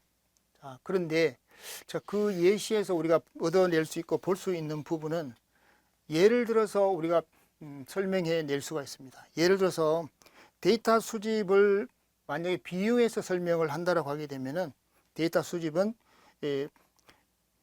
우리가 농부에 비유할 수 있습니다. 농부. 자, 농부가 밭에서 어떤 작물을 뭐 수확한다. 이런 과정과 같죠. 그렇지만 비정령 데이터는 마치 너무 작은 어떤 씨앗처럼 눈에 잘 보이지 않습니다. 그래서 놓치기가 쉽다라는 거죠. 비정령은. 과거에 그랬지 않습니까? 수집할 때 비정령은 조금 적게 수집하고 이런 경향이 많았죠. 그래서 생성형 AI는 이런 작은 씨앗을 점점 더 키워서 어떤 새로운 그런 데이터를 확보하게 해주는 그런 역할도 한다는 거죠. 또 한편 저장 부분에 있어서는 데이터의 어떤 그 저장은 창고 관리와 같다라는 거죠. 자, 아까 우리가 데이터 수집이 있습니다. 자, 데이터 수집. 자, 데이터 수집을 농부에 비유를 한다라고 하게 되면요. 농부. 자, 농부를 비유한다라고 하게 되면은 여기 데이터 저장 부분이 있습니다. 저장. 자, 우리가 저장을 한다라고 하게 되면은 저장은 어떤 실체가 있어야 되니까 이거는 뭐 창고라 이렇게 볼 수 있죠. 농부가 농사를 지어서 창고에 이제 넣는다. 이렇게 볼 수가 있습니다. 그렇지만 창고가 만약에 가득 찼다고 하게 되면 효율이 떨어지는 거죠. 자, 그래서 이제 생성형 AI가 이거 물건을 다 정리를 하고 거기에 꼭 필요한 것만 넣자라고 해서 이 최적의 형태로 만들어내는 주는 것이 생성형 AI의 일입니다. 자, 그런가 하면 데이터 처리 부분. 자, 처리 부분도 하나의 어떤 카테고리를 찾을 수가 있습니다. 여기는 여러 가지 이제 그 농부에 비유했고 우리가 농사를 지었고 저장을 했다고 하게 되면은 여기에 정돈되지 않는 방을 청소하는 과정이다 이런 얘기예요. 얘는 청소하는 과정이다라고 보면 됩니다. 청소 과정이다. 자, 그러면은 어떤 데이터든지 데이터를 저장하고 데이터를 처리하고 하는 부분은 청소를 잘 하게 되면은 어떤 기존 방식은 규칙대로 청소를 했지만 AI는 그렇게 하지 않죠. 자, 구조도 바꾸고 또 여러 가지 필요에 의해서는 여러 가지 방법으로 바꾸고 더 효율적으로 청소를 한다는 거죠. 예, 이런 것들이 이제 좀 많이 다르다는 거죠. 자, 마지막으로 여기에 분석을 좀 보면요. 자, 분석의 어떤 내용은 요리입니다. 요리. 예, 만약에 수확한 작물이 있다라면 이 작물을 우리가 수확한다. 이렇게 이제 볼 수가 있습니다. 그럼 이 분석을 통해서 우리가 얻을 수 있는 것은 수확하는 과정에서도 이 수확을 해서 잘 요리를 해야 되겠죠. 잘 요리하는 과정이 여기에 해당된다라고 볼 수가 있습니다. 자, 그러면은 AI는 이 단순히 자료를 나열하는 게 아니고 여러 가지 이제 이런 걸 바탕으로 해가지고 요리 방법과 이제 몇 가지 설명을 다 주면서 수학의 어떤 결실을 설명하고 있다라는 거죠. 이처럼 데이터 관리는 생성형 그 AI의 어떤 중요성을 한층 더 향상시키고 데이터 생성이나 정제, 분류 이런 것들을 시각화하기까지 아주 혁신적으로 변경되고 있다는 걸 볼 수가 있습니다. 자, 그래서 여기에 자동화나 품질 개선, 데이터 분류 이런 부분들은 많은 데이터를 가지고 이 데이터가 어떤 방법으로 어떤 효과를 내면서 적분해 가느냐 이러한 것들이 바로 데이터 관리의 혁신적인 바탕에 중점을 두고 있다는 걸 볼 수가 있습니다. 자, 그러면은 특히 우리 데이터 생성 부분에 있어서 두드러진 어떤 자동화 혁신을 이루고 있는 부분에 대해서 좀 더 자세하게 말씀을 드리면은 이 생성형 AI는 기존에 있는 데이터를 학습을 해서 새로운 데이터를 생성하는 기능을 가지고 있다고 그랬죠. 그래서 특히 데이터가 만약에 적다든지 또는 뭐 민감한 분야에서 분석 모델의 성능을 더욱더 높이고 싶다든지 이렇게 하면은 더 정교한 데이터를 갖고 있어야 됩니다. 그래서 새로운 데이터를 생성하고 성능을 향상에 기여할 수 있고 또 정교한 결과를 도출하기 위해서는 현재에 활용하고 있는 측면을 자세히 들여다볼 필요가 있습니다. 자, 우리가 의료 부분을 가장 많이 들고 있는데요. 자, 의료에서도 뭐 희귀 질환 이런 거에 대한 데이터가 만약에 제한적이라고 하게 되면은 연구가 더 어렵게 되는 거죠. 그래서 생성형 AI가 이제 기존 데이터를 잘 학습해서 유사한 어떤 특성을 가진 데이터를 계속적으로 만들어냄으로 인해 가지고 연구자들한테 도움을 많이 주고 있다는 거죠. 뭐 최근에 우리가 유전자 변형 데이터 기반으로 뭐 치료 가능성을 탐색한다든지 이런 부분이 이제 여기에 해당이 되죠. 자, 그다음에 여기 보면 마케팅 데이터가 있습니다. 이 마케팅 상당히 중요하죠. 우리가 데이터를 분석하는 것도 다 뭐예요? 앞으로의 경영이나 그 다음에 우리가 마케팅에 좀 더 효과를 내고 고객의 만족을 높인다는데 그 목적이 있다라고 볼 수가 있습니다. 그래서 신규로 우리가 뭐 캠페인을 벌린다든가 뭐 광고를 실험할 때 데이터가 만약에 부족해서 실험에 시간이 오래 걸리면 문제가 되겠죠. 그런데 생성형 AI는 바로 가상의 어떤 고객 데이터를 만들어서 여러 가지 이제 시뮬레이션과 그 다음에 A/B 테스트를 통해 가지고 우리에게 많은 도움을 주고 또 해결을 많이 해주고 있다는 걸 볼 수가 있습니다. 자, 그 다음에 이 품질 개선 부분인데요. 이 품질 개선. 자, 품질 개선 부분은 아까도 말씀드렸듯이 생성형 AI는 데이터의 어떤 이 문맥과 의미를 이해해서 불완전한 데이터를 자동으로 수정하는 그런 기능이 있습니다. 자, 그렇게 해서 중복 데이터를 제거하고 그 다음에 여러 가지 누락된 값을 채우기도 하지만은 이런 것들로 통해서 품질을 극대화시킨다 라는 데 아주 중요한 기능을 하고 있습니다.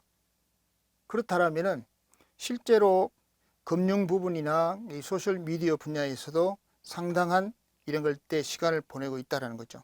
그런데 문제는 금융 데이터 부분에서도 대량의 데이터를 기록해서 이상치나 오류를 탐지하는 데 시간이 너무 많이 걸리기 때문에 생성형 AI를 도입했다 그랬죠. 자, 그렇게 하면은 만약에 여러 가지 의심스러운 거래라든가 이런 걸 빠르게 탐지하기도 하고 처리될 수가 있다는 거죠. 예, 그런가 하면은 이 소셜 미디어 분야에서도 마찬가지입니다. 예, 우리가 보통 이 텍스트 어떤 데이터를 사용하게 되면 문법 오류가 많습니다. 그리고 맥락도 없이 막 분산되어 있는 그런 경우가 많죠. 이런 경우에는 AI가 텍스트를 문맥을 맞게 정제를 한다든지 이렇게 수정해 줌으로 인해 가지고 우리가 효과적으로 테스트를 할 수가 있습니다. 자, 그러면 여러 가지 이제 분석을 하게 되면은 잘못된 어떤 태그를 제거한다든지 우리가 주로 이제 해시태그를 많이 분석할 때 사용이 됩니다만은 자, 이런 걸 하게 되면은 트렌드 중심으로 데이터를 추출하고 많이 이용이 된다라는 거죠. 그래서 데이터 운영에서 변환이라는 큰 과정을 거치면서 바로 우리가 타겟이 된 어떤 데이터의 어떤 적합성을 확인하는 데 상당한 도움을 주고 있다라는 부분을 볼 수가 있습니다. 자, 그 다음에 데이터를 분류하고 시각화하는 부분인데요. 자, 이 부분도 마찬가지로 비정령 데이터로 우리가 변환을 해서 분석을 하고 시각화하는 그런 가능이 될 수 있도록 데이터를 잘 분류하는 것도 상당히 중요하지만은 이 생성형 AI는 데이터 분석 결과를 자동으로 해석합니다. 그 다음 직관적으로 시각화를 다 지원을 합니다. 그래서 어떻게 보면은 이런 부분을 통해서 우리가 얻고자 하는 게 상당히 많죠. 예를 들어서 활용 사례에서 보시다시피 여기에 있는 태블류하고 태블류에다가 거기다가 이제 GPT를 통합합니다. 여기 GPT를 통합하고 태블류에서 GPT를 통합함으로 인해 가지고 상당히 많은 효과를 내죠. 만약에 태블류에 있는 데이터를 분석을 적절히 해서 GPU를 활용해 가지고 시각화 그래프를 자연어로 사용해서 그대로 표현한다는 겁니다.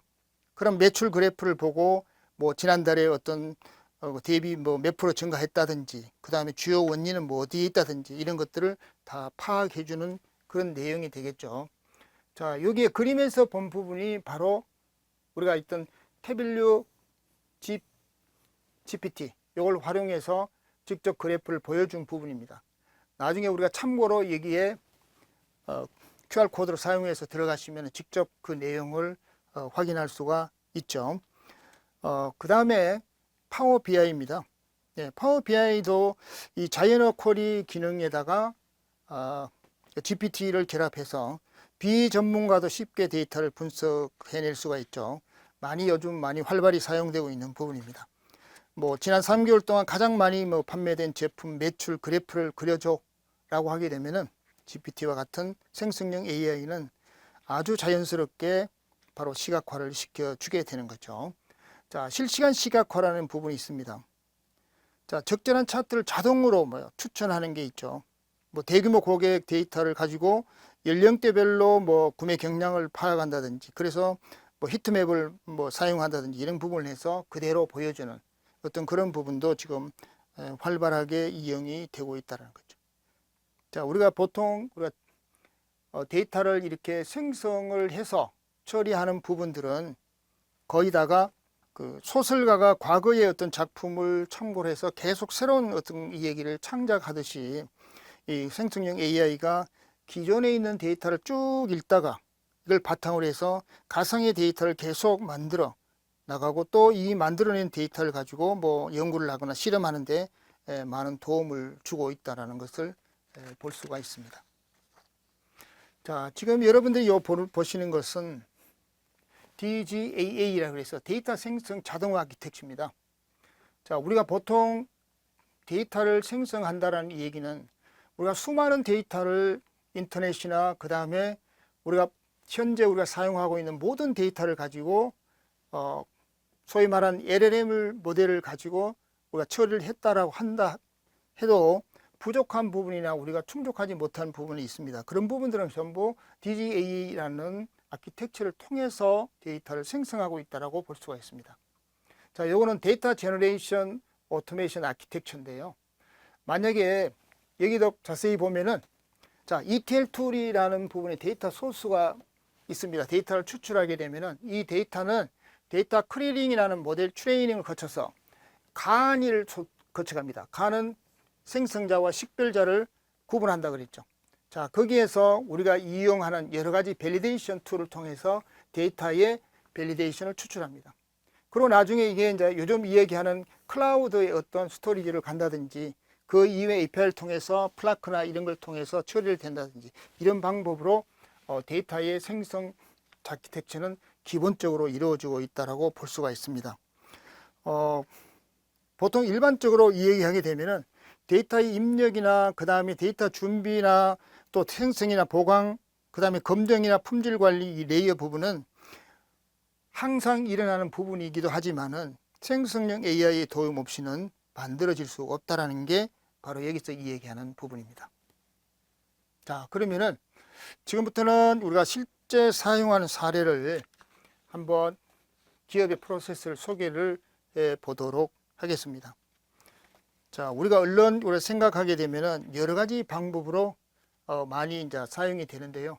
자, 거기에는 오픈 AI 부분하고 그 다음에 세일즈포스, 구글의 딥마인드, 이런 부분들이 우리가 여기서 시연은 해보기 힘들지만은 내용이 어떤 방법으로 이루어지고 있다는 부분을 한번 보도록 하겠습니다. 자, 실제 우리가 활용 사례에 있어서 오픈 AI의 이 마케팅 분야에서 보면은 최근에 아임닭이라는 게 있습니다. 아임닭 많이 우리가 볼 수가 있는데요. 자, 이 아임닭에서는 여러 가지 상황들을 많이 이제 우리한테 제시해 주는 부분이 많습니다. 특히 마케팅 분야에서는 이런 부분들이 아주 우리에게 좋은 이미지를 많이 남겨두고 있죠. 우리가 가슴닭 이 전문 업체가 되겠는데, 여기에는 이 아임닭이라는 그 챗GPT가 짜준 이 콘티를 가지고 직접 사용한 부분입니다. 그래서 이 사람들도 처음에 챗GPT가 이용해주는 이걸 가지고 과연 내가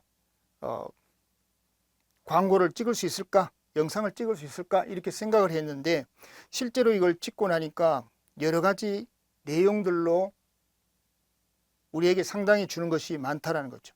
자, 요리에 닭가슴살은 필수야 이라는 거라든지 또 아임닭 쫀득쫀득한 식감이 일품이야 이런 평가를 주로 많이 받았다는 거죠. 만약 이거 받는 이유는 바로 아임닭 광고를 제작할 때 이 챗GPT에게 뭐라고 질문했냐면은 자, 아임닭 광고 콘티 재밌게 짜줘 이 말밖에 안 했습니다. 그 다음에 또 마케팅 타겟은 자취생, 그 다음에 뭐 직장인이야 뭐 이 정도의 어떤 데이터를 가지고 아예 콘티를 짜줬다는 거죠. 자, 그 대한 답이 바로 여기에 나온 부분이에요. 자, 그러다 보니까 이 내용을 지금 여기에 챗GPT가 사용한 걸 보여줬죠. 자, 이걸로 통해서 자동화된 콘텐츠 작성에 완전히 성공을 했고요. 또 이 부분은 여러 가지 많은 것들을 우리에게 이제 시사하는 바가 있습니다. 이런 아임닭은 이게 닭가슴살의 어떤 중심으로 해서 뭐 통닭이나 뭐 주먹밥 이런 것들로 이제 많이 판매가 되는 회사인데요. 국내에서 처음으로 이제 인공지능을 쓴 대본을 그대로 이제 광고의 영상을 만들어 이제 선보이는 건데, 뭐 소비자들이 뭐 이런 새로운 어떤 시도를 아주 재미있게 많이 느꼈다. 그래서 앞으로 이제 차별화된 어떤 제품을 개발을 해서 여러 가지 이제 브랜드에 참여하겠다라고 했습니다. 자, 아래에 보는 URL을 통해서 우리가 영상을 볼 수 있는데요. 그 영상을 보시면 아주 재미있게 흥미롭게 우리가 이제 볼 수 있는 부분을 느낄 수가 있습니다. 자, 그 다음에 또 하나가 뭐냐면은 자, 이거는 달리 부분이 조금 추가된 건데요. 여기는 콘텐츠 작성을 활용했다는 거죠. 자, 요거는 글로벌 캐첩입니다.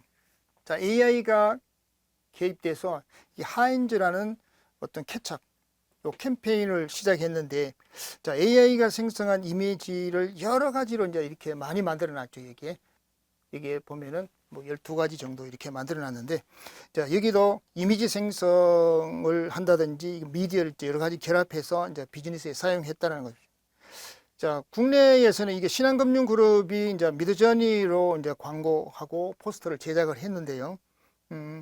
요게 이제 삼성생명이 AI로 이미지 생성한 어떤 영상 광고를 이렇게 공개한 바가 있습니다. 그런데 해외에서는 이 글로벌 케첩 브랜드가 하인즈가 달리를 활용해서 이렇게 잘 만들었다. 이렇게 이제 캠페인을 많이 벌렸다는 거죠. 그래서 이제 하인즈가 그야말로 우리가 좀 크리에이티브한 그런 에이전트다라고 여러 가지 이제 그 광고를 많이 하는 바람에 아주 확실하게 잡는 어떤 모양을 잡는 그런 방법이 됐습니다. 여기 여러분들이 보시다시피 여기 내용은 다양한 방법으로 이미지를 창출해 낸다는 것을 볼 수가 있습니다. 이런 사례들은 거의 다가 GPT와 같은 이런 생성형 AI를 활용해서 새로운 광고 아이디어를 이제 여러 가지 만들어내고요. 또 이를 A/B 뭐 아까 테스트죠. A/B 테스트를 통해서 여러 가지 이제 최적의 광고 문구라든지 어떤 컨텐츠를 빠르게 이제 도출했다는데 어떤 좋은 사례가 될 수가 있습니다. 자, 그 다음에 또 분야 중에서 이런 부분을 한번 우리가 볼 수 있는데, 생성형 AI를 활용하게 되면은 아까도 얘기했지만은 여기 이제 A/B 테스트라는 걸 볼 수가 있습니다. 여기에 두 가지 중에서 여기에 있는 try it now 하고 여기에 이 얘기하는 뭐 watch free for 3 days 요거 이 두 개를 놓고 이제 A/B 테스트를 해서 결국에는 고객들이 가장 많이 느낄 수 있는 부분을 결정해서 아주 문구나 이 컨텐츠를 AI한테 도움을 받아서 빠르게 결정하는 그런 전략으로 아주 도움을 많이 받았다라는 부분이 있죠. 또 넷플릭스 같은 경우에도 여기에 보면은 자, 영화나 시리즈에 무제한으로 했지만은 여기에 언제든지 해지할 수 있습니다라는 문구가 들어갔어요. 자, 이런 부분도 A/B 테스트를 통해서 많은 도움을 받았다라는 부분을 볼 수가 있습니다. 자, 그 다음에 소프트웨어 개발 부분입니다. 자, 코파일럿 같은 경우에는 여러 가지 이제 함수에 대한 어떤 라이브러리나 이런 파일들을 넣고 분석을 해 달라고 요청을 하게 되면은 파이썬 코드를 아주 잘 만들어 줍니다. 그래서 간단한 설명으로만 이 코드를 만들어 주기도 합니다. 그래서 소프트웨어 개발 분야에서는 아주 요긴하게 많이 사용하는 부분이죠. 앞으로는 우리가 파이썬이 개발 랭귀지의 대세라고 볼 수가 있죠. 그렇다면 인공지능은 파이썬을 우리가 꼭 알아야 될 필요도 없지만 파이썬의 어떤 원리라든지 파이썬의 어떤 가장 기본적인 함수나 변수, 그 다음에 라이브러리, 요 정도의 내용만 가지고도 충분히 우리가 데이터 분석이나 여러 가지 분석을 통해서 우리가 원하는 바를 추출해 낼 수 있다는 걸 볼 수가 있습니다. 여기서 설명 나왔듯이 이 함수는 파일을 읽고 내용을 분석해야 한다. 뭐 간단한 요걸로 가지고도 우리가 코파일럿을 통해서 여러 가지 프로그램을 작성해 낼 수가 있다는 거죠.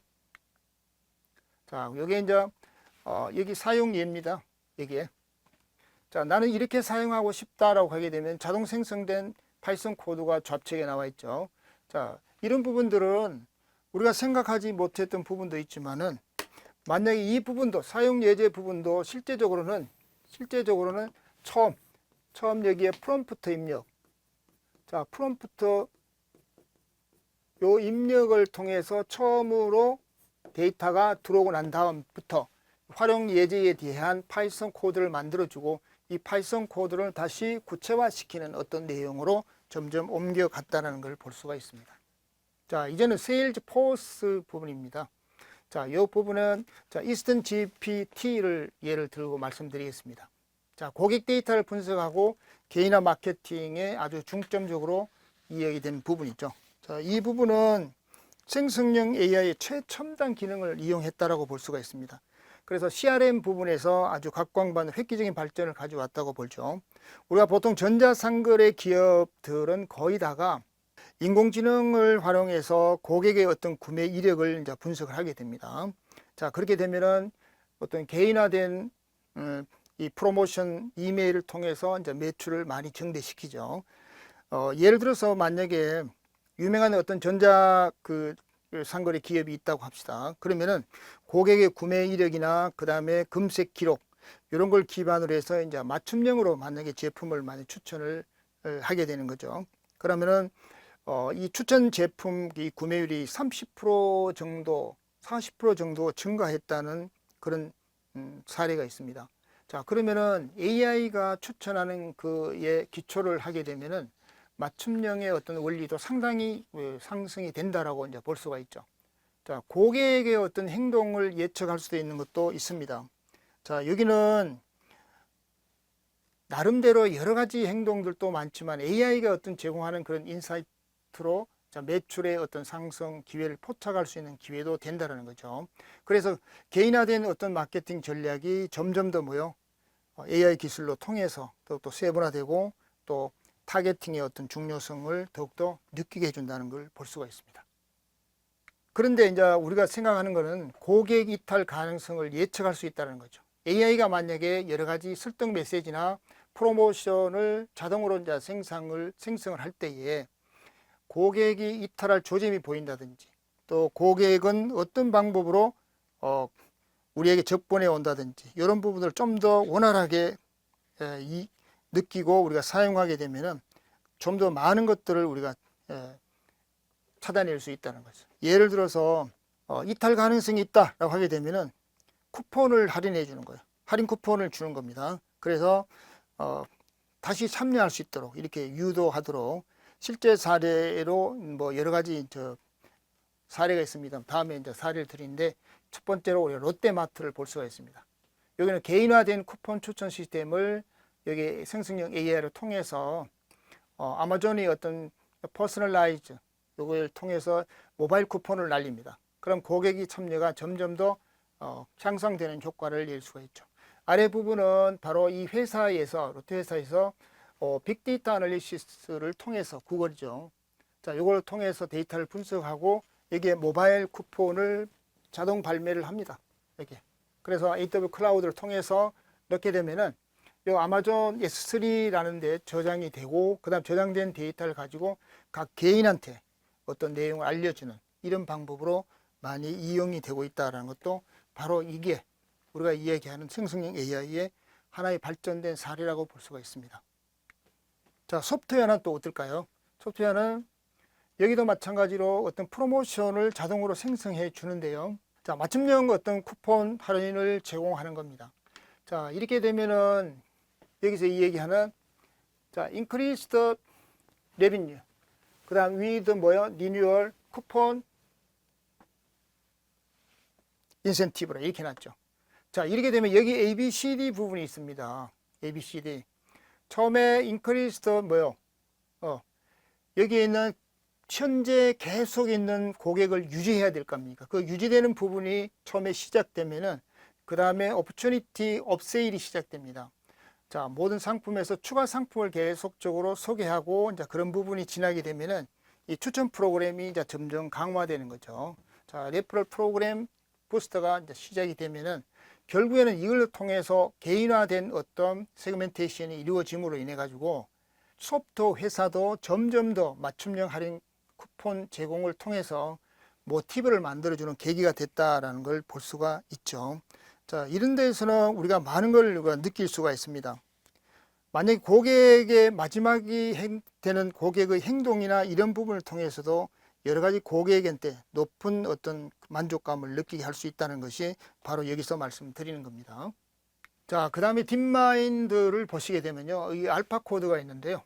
이 알파 코드는 코드 자동 생성하고 최적화를 하는 부분입니다. 자, 여기서도 우리가 볼 수 있듯이 자, 구글 마인드 같은 경우에는요, 구글 마인드 같은 경우에는 고객이 언제나 어떤 방법으로 어떤 내용을 할지라도 이 복잡한 이 알고리즘 문제를 해결하면 최적화된 어떤 코드를 작성함으로 인해 가지고 인공지능 시스템으로 이 소프트웨어 개발 속도가 이제 향상시키는 거죠. 예, 그래서 특히 알고리즘을 여러 가지 최적화하는 것이 상당히 이제 중요한 부분을 기하고 있다는 겁니다. 알파 코드가. 자, 그래서 예를 들어서 우리가 이 알파 코드는 온라인 프로그램 대회에 있어서 플랫폼 이 코드 포스라는 이 내용을 통해서 이제 뭐를 했냐면은 10개 대회에 다 이걸 이제 출제된 문제를 가지고 풀이를 했습니다. 예, 그런데 각 대회에서 이제 전 세계에서 약 한 5천여 명이 참석했는데 이 알파 코드가 전체 문제 중에서 한 34%를 해결해 가지고 상위 54%에 해당되는 그런 방법을 도출한 바가 있습니다. 자, 그러면은 향후에 우리가 AI가 코딩을 하고 또 칩을 설계하고 또 여러 가지 인간이 할 수 있는 것을 다 한다면은 결국에는 인간의 개입 없이 스스로 이제 끊임없이 발전시킬 수 있는 그런 특이점을 넘어설 수도 있기 때문에 우리는 이 부분에 대해서 예의주시하게 봐야 됩니다. 코딩이 이렇게 많이 발전한다는 얘기는 결국에는 인간의 개입 없이 이제 AI가 자기가 칩도 뭐 설계하고 코딩도 자기가 하고 그 다음에 차세대의 어떤 그런 AI가 이제 지속적으로 계속 나온다고 하게 되면은 앞으로 차차 세대나 여러 가지 세대가 거듭할수록 이렇게 이제 영원히 어떻게 보면은 AI는 우리 인간의 어떤 개입 없이 계속 할까요? 그렇지는 않죠. 만약 이 속도가 처음에는 조금 느린 속도로 지금 이렇게 자꾸 인간한테 다가옵니다. 예, 그렇지만은 갈수록 이제는 빨라지게 됩니다. 이제 소위 말해서 이제 지수함수 처리하는 거죠. 지수함수를 처리하게 되게 되면 속도가 점점 빨라지는 것은 물론이고 우리 인간이 가늠이 불가능한 속도로 발전하게 됩니다. 예, 중국에서는 이미 인간을 넘을 수 있다라고 이제 생각하고 연구에 이제 몰입한 거죠. 우리가 프로그래밍을 과거에는 우리가 인간이 사람이 했습니다. 지금은 이거 프로그램은 노가다라고 많이 얘기하는데 이제 이 프로그램은 거의 다가 이제 어디에 인공지능한테 다 맡길 수가 있는 단계가 왔습니다. 궁극적으로 인간은 이런 코딩의 단계를 넘어서 이제는 슈퍼 지능 거의 인공지능을 뛰어넘는 그런 지능을 이제 가지고 우리가 접해야 되지 않겠냐 하는 생각이 듭니다. 그래서 프로그램 문제를 해결을 한다는 것은 아까 얘기했듯이 효율적인 코드를 자동으로 생성하는 것과 똑같다라는 얘기를 합니다. 인간이 생각하는 코드하고 AI가 생각했던 코드는 약간의 차이들이 있을 수가 있어요. 자, 요거는 알파 코드 그 러닝 과정을 이제 보여드린 건데요. 마치 사람처럼 이제 코딩을 했다라고 볼 수가 있습니다. 데이터가 있으면 얘가 학습을 하고요. 자, 파인 튜닝이나 그 다음에 프리 트레이닝을 통해서 데이터를 학습을 하게 됩니다. 자, 학습한 데이터를 가지고 샘플링이나 어떤 평가를 하는데요. 거기에는 우리가 라지 스케일 어떤 샘플링을 통해서 지금 우리가 가지고 있던 이 알파 코드, 그 위에 우리가 생성했던 여러 가지 문제를 감안해서 아주 필요로 하는 여러 가지 랭귀지로 구현을 합니다. 자, 여기에 물론 파이썬이나 뭐 C++도 가능합니다만 이런 걸 통해서 필터링함으로 인해 가지고 실행 가능한 어떤 그런 코드로 도출해내는 그야말로 효율적인 코드를 생성해낼 수 있다는 거죠. 이게 우리가 소위 말하는 데이터 관리에 있어서 아무리 중요한 내용이 있다 하더라도 코드의 효율성이 떨어지게 되면 우리가 원하는 결과를 얻을 수 없다는 것이죠. 그걸 우리한테 많이 시사해 주는 바가 있습니다. 자, 이제는 여기서도 이 얘기를 하지만은 이 파이프라인, 데이터의 파이프라인을 자동화한다 이렇게 말씀을 드릴 수가 있는데요. 이 반복적이고 복잡한 어떤 데이터 처리 작업을 자동화한다는 거죠. 한마디로 얘기하면은. 그래서 대규모의 어떤 뭐 데이터셋을 병합 처리한다든지 뭐 중복 제거한 뒤에 어떤 그 결과를 저장하는 어떤 그런 파이프라인, 그야말로 파이프라인 코드를 생성하는 것도 이 생성형 AI가 개입되고 데이터의 관계가 형성이 되기 때문에 가능한 겁니다. 그래서 대규모 데이터셋을 병합하고 또 중복을 제거를 한다든지 이런 거는 결과적으로 저장하는 데이터가 파이프라인을 구성을 하지 못하면은 불가능한 일이죠. 그래서 데이터 엔지니어링에서는 대단히 중요한 그런 작업의 일부라고 볼 수가 있습니다. 자, 이런 걸 하기 위해서는 우리가 보통 이야기하는 우리 아파치의 스파크가 있죠. 이런 같은 어떤 플레임을 통해서 분산 처리를 처리한다든지 이런 걸 해서 이제 파이프라인을 좀 더 구체적으로 많이 언급해 나간다는 걸 볼 수가 있습니다. 자, 여기 아래에 있는 프로그램을 이제 보면은 우리가 쉽게 알 수 있는 게 제일 처음에 이제 스파크 먼저 스파크 세션을 생성한다는 게 보이고 있죠. 여기 세션을 생성하는가 하면은요, 또 생성 끝나면은 데이터베이스 소스를 로드를 하게 됩니다. 그 로드를 한 데이터는 데이터에 필요한 부분을 다 버리고 필요한 부분만, 필요 없는 부분을 버리고 필요한 부분만 병합 처리를 해서 중복을 제거하고 그 다음에 결과를 저장하는 이런 스파크의 어떤 세션이 종료됨으로 인해 가지고 우리가 필요로 하는 데이터는 쉽게 자동화해서 처리할 수 있는 그런 계기가 된다. 이런 파이프라인 규모는 이 대규모의 데이터셋의 또 효율적인 어떤 병합과 중복 처리 이런 거를 가능하게 하죠. 그러므로 인해 가지고 이 아파치 스파크는 이 분산 처리 능력이 아주 뛰어납니다. 그래서 성능도 더욱더 향상시키는 그런 결과를 가지고 온다라고 볼 수가 있습니다. 네, 이번에는 산업별 프로젝트 중심으로 의료, 그다음에 금융, 이 제조 분야의 혁신 사례를 구체적으로 한번 살펴보도록 하겠습니다. 자, 의료 분야의 혁신 사례 먼저 보도록 하겠습니다. 자, 의료 분야의 혁신 사례는 인공지능은 방대한 그런 양의 데이터를 가지고 있습니다. 환자에 대한 데이터를 가지고 있죠.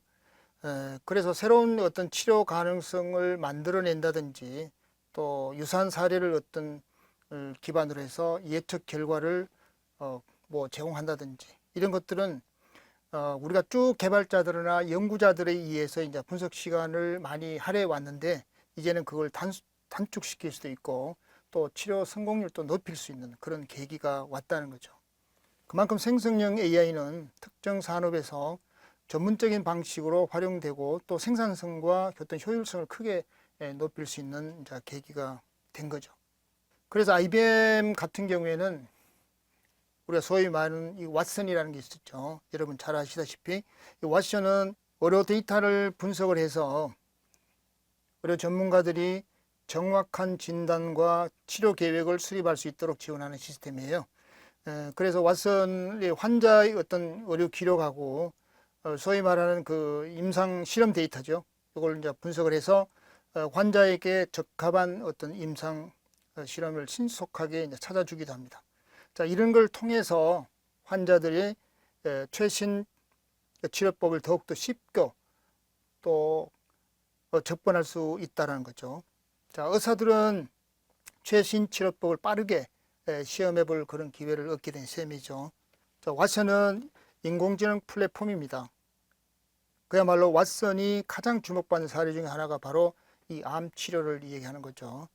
왓슨은 이런 방대한 어떤 그 의학의 논문이라든지 그다음에 임상 실험 데이터라든지 이 환자의 개인 건강 기록이라든지 이런 모든 것을 개별화된 맞춤형 치료법으로 이제 제안했다라는 게 특징이 있습니다.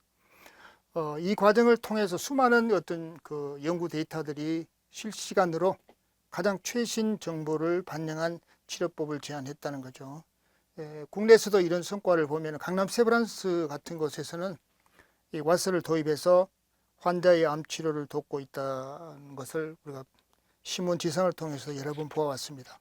왓슨의 어떤 도움을 받는 의사들은 치료 결정 속도가 더욱 빨라졌다라고 말씀하시죠. 이런 것들은 대단한 어떤 연구의 결과라고 볼 수가 있습니다. 자, 다음은 금융 분야의 어떤 사례를 보게 되면 대표적인 것으로 우리가 JP 모건을 들 수가 있습니다. JP 모건은 인공지능을 활용해서 어떻게 보면은 금융시장의 데이터를 분석을 하고요. 이 투자 전략을 수립해서 다양한 어떤 솔루션을 개발하고 있습니다.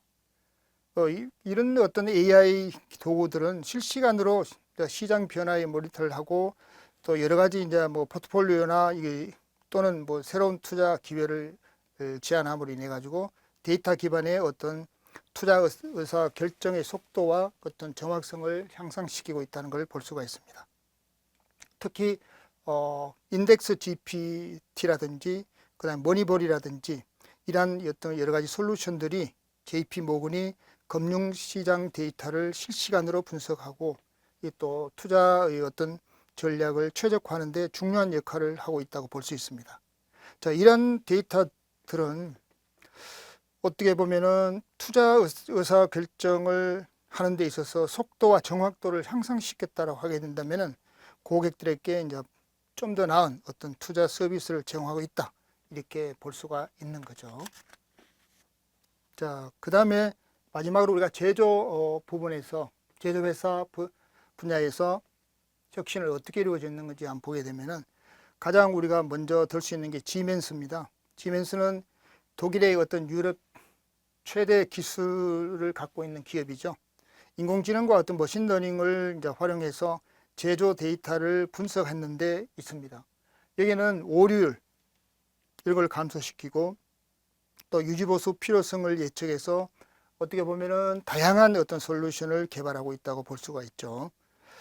자, 여기에는 우리가 센서 프리딕티브 메인터넌스가 있습니다. 자, 요거는 뭔가 하니 우리 지멘스는 어떻게 보면 생성 AI 기능을 갖춘 센서의 프레딕티브를 하고 있습니다. 이런 걸 만들어내서 이 만들어내는 가지고 예측 유지보수 프로세스를 개선하였다는데 그 결과가 있는 거죠. 자, 이런 솔루션은 어떻게 보면은 기계의 어떤 센서 데이터를 학습해서 고장 가능성을 사전에 뭐 감지한다든지 또는 뭐 부품 교체를 시기를 뭐 추천한다든지 그 다음에 뭐 생산 라인을 중단시키는 시간을 뭐 줄여준다든지 그 다음에 유지보수 비용을 뭐 절감한다든지 이런 데 포인트가 있다고 볼 수가 있죠. 또 한편으로는 AI나 머신러닝을 활용한 어떻게 보면 결함 감지를 볼 수가 있는데요. 이 지멘스는 어떻게 보면 AI와 그 다음에 머신러닝을 활용해서 제조 과정에서 결함을 찾아내고 감지하는 어떤 솔루션입니다. 그래서 강력하고 좀 민첩한 그런 머신러닝 모델을 통했다. 이렇게들 분석을 하고 있는 거죠. 소위 말해 결함을 예측한다는 것은 어떤 특정 데이터를 측정해 가지고 또 측정한 데이터를 적정한 방법으로 도출해낸다는 게 가장 중요한 거죠. 그래서 핵심적인 역할은 그야말로 AI와 머신러닝 기반의 예측이다. 이렇게 볼 수가 있습니다. 또 통합 데이터 분석을 통해서 예측 유지 보수를 한다라고 하는 부분들은 어떻게 보면은 데이터 분석은 조금 더 예방적이다. 이렇게 볼 수가 있죠. 그래서 운영자가 뭐 기계 사이클이나 또 부하, 또 압력, 뭐 온도 이런 것들을 분석을 해서 문제를 미리 파악하고 추세를 예측한다는 데 그 포커스가 있다라고 볼 수가 있습니다. 자, 산업별 프로젝트 부분을 요약하게 되면요. 자, 특정한 산업에서도 전문적인 방식으로 활용되고 있다는 거죠. 자, 생성력과 효율성을 크게 높였다는데 큰 포인트가 있다고 볼 수 있습니다. 자, 의료 분야에는 아까 얘기했던 왓슨 헬스가 있고요. 금융 부분에 JP모건, 그 다음에 시멘스 제조 분야. 이걸 크게 둘 수가 있는데 이 모두가 다 하나의 내용을 가지고 접근하고 있다는 것이죠. 그 접근 내용은 의료 분야에서는 암 연구에 많이 이용했다라고 하게 되면은 이 금융 분야에서는 실제로 데이터를 가지고 투자를 예측할 수 있는 투자 전략에 많이 이용했다는 부분입니다. 또 제조 분야에 있어서는 오류율과 유지보수의 필요성을 예측할 수 있게 도움을 줬다라는 부분도 하나의 중요한 포커스가 된다고 볼 수가 있습니다. 지금까지는 우리가 내용의 어떤 측면에서 보게 되면은 데이터를 생성했던 부터 정제 분석을 해서 쭉 내려왔습니다. 그러나 이런 것들은 우리의 삶을 뗄래야 뗄 수 없는 그런 존재가 된 거죠. 자, 그러면은 우리는 AI 기술의 발전을 적극적으로 이제 수용해야 될 단계가 왔습니다. 자, 이걸 활용하면서도 AI가 우리 인간 사회에 어떤 긍정적인 어떤 영향을 미칠 수 있도록 끊임없이 우리가 고민하고 노력해야 할 때가 왔습니다. 자, 이러한 AI 기술의 발전을 막을 수는 없죠. 그래서 우리는 이 흐름에 적극적으로 적응하는 것은 당연한 거고요. 또 이걸로 통해서 성장하는 방법을 찾아야 됩니다. 우리가 새로운 기회와 가능성을 열어주는 동시에 또 우리 사회에 어떤 긍정적인 영향을 미칠 수 있도록 끊임없이 고민하고 노력해야 되는 것도 사실입니다. 자, 그렇다면은 우리 사회에 긍정적인 영향을 미칠 수 있도록 우리가 생각하고 노력해야 될 것이 무엇인가?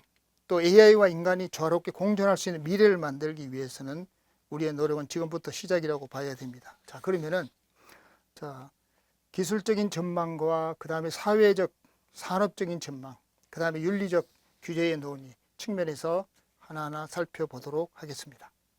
먼저 기술적인 전망입니다.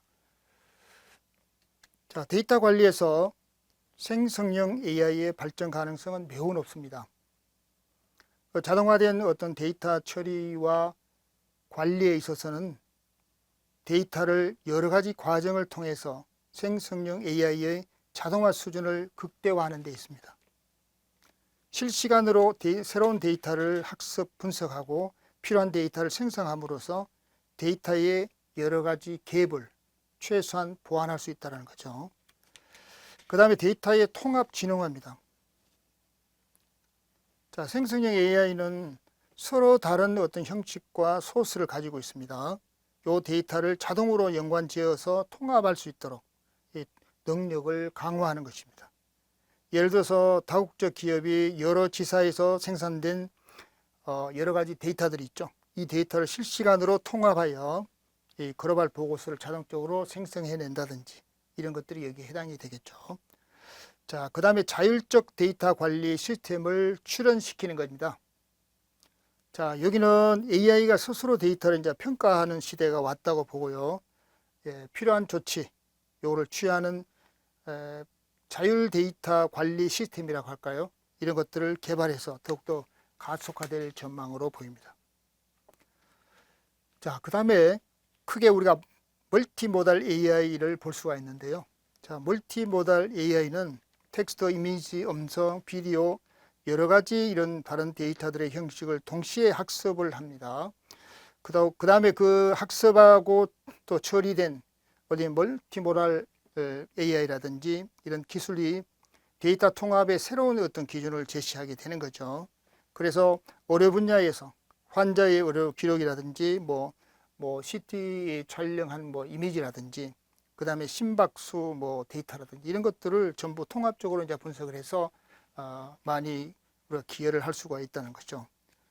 자, 그 다음에 한편으로는 데이터 통합 플랫폼이 이제 등장을 하게 됩니다. 아무래도 클라우드 기반의 플랫폼이 멀티모달 그 AI하고 이제 서로가 이제 결합하게 되는 거죠. 이 결합을 한다는 얘기는 데이터 파이프라인을 자동으로 형성을 하고 또 이걸 분석을 해서 단순화시킵니다. 자, 이런 것들이 우리가 아마존의 세이브 마크라든지 또 MS사의 에이저 AI가 있죠. 이런 것들은 바로 멀티모달 학습에 있어서 여러 가지 중요한 모티브를 제공하는 그런 발전 방향이라고 할 수가 있습니다. 자, 이 그림에서 보듯이 자, 이 그림은 가트너의 하이프 사이클입니다. 여러분도 잘 아시다시피 이 기술적 트렌드는 자, 어느 정도 이 가트너의 하이프 사이클을 보면 좀 예측할 수가 있습니다. 이게 2024년도 건데요. 자, 그러면은 여기에서 우리가 볼 수 있는 게 여기 하이프라고 이제 이 얘기를 보통 이 얘기를 하죠. 하이프라고 이야기하는 부분은 사실은 거품이라는 뜻이잖아요. 한마디로 이 과도한 기대를 보고 있다라고도 이 얘기를 할 수 있습니다. 좀 과장됐다는 뜻이죠. 어떻게 보면은. 그래서 우리가 보통 하이프 사이클을 뭔가 굉장히 어떤 혁신적인 기술이다라고 이렇게 오해하는 부분들이 많은데요. 이 기술은 사람들한테 이제 각광받아서 이제 거품이 일기 시작하는 거예요. 그래서 거품에 꼭대기가 있다. 꼭대기를 거치면서 기대들이 실망으로 바뀌게 된다는 거죠. 자, 여기에는 오름차순이 있고요. 여기 정상이죠. 이 정상에서 다시 이렇게 내려오는 하향되는 부분이 있습니다. 여기에 이제 거품이 많이 있다는 거죠. 여기에 거품이 많이 이루고 거품은 정상에서 여기 있는 피크에서 결국에는 하향으로 오게 된다는 거죠. 지금 우리가 이 얘기하는 인공지능은 여기에 있습니다. 자, 여기 있는데 자, 이 부분은 실제적으로 우리에게 시사하는 바가 굉장히 큽니다. 만약에 여기에 상승되는 부분에 있다고 하게 되면요, 우리가 생각해야 될 게 상당히 많습니다. 어떤 부분인가 하면은 상승 부분에서는 많은 관심을 갖고 있죠. 뭔지 모르지만 관심을 갖고 있다가 정상에 가게 되면 모든 것이 실망을 하게 됩니다. 그 실망을 하고 이제 환멸의 시기가 옵니다. 환멸의 시기가 바로 아랫글인데 이 과정을 거쳐서 어느 정도 정제 단계가 있게 되면 정제 단계의 끝부분에 오게 되면요. 이 부분부터 오게 되면은 여기에 보면은 이 부분이 보통 자, 플랫하고 프로덕티비티라 그러는데요. 이건 안전 단계라고 봅니다. 이 단계가 와야 이제 우리 보통 안전된 단계라고 봅니다.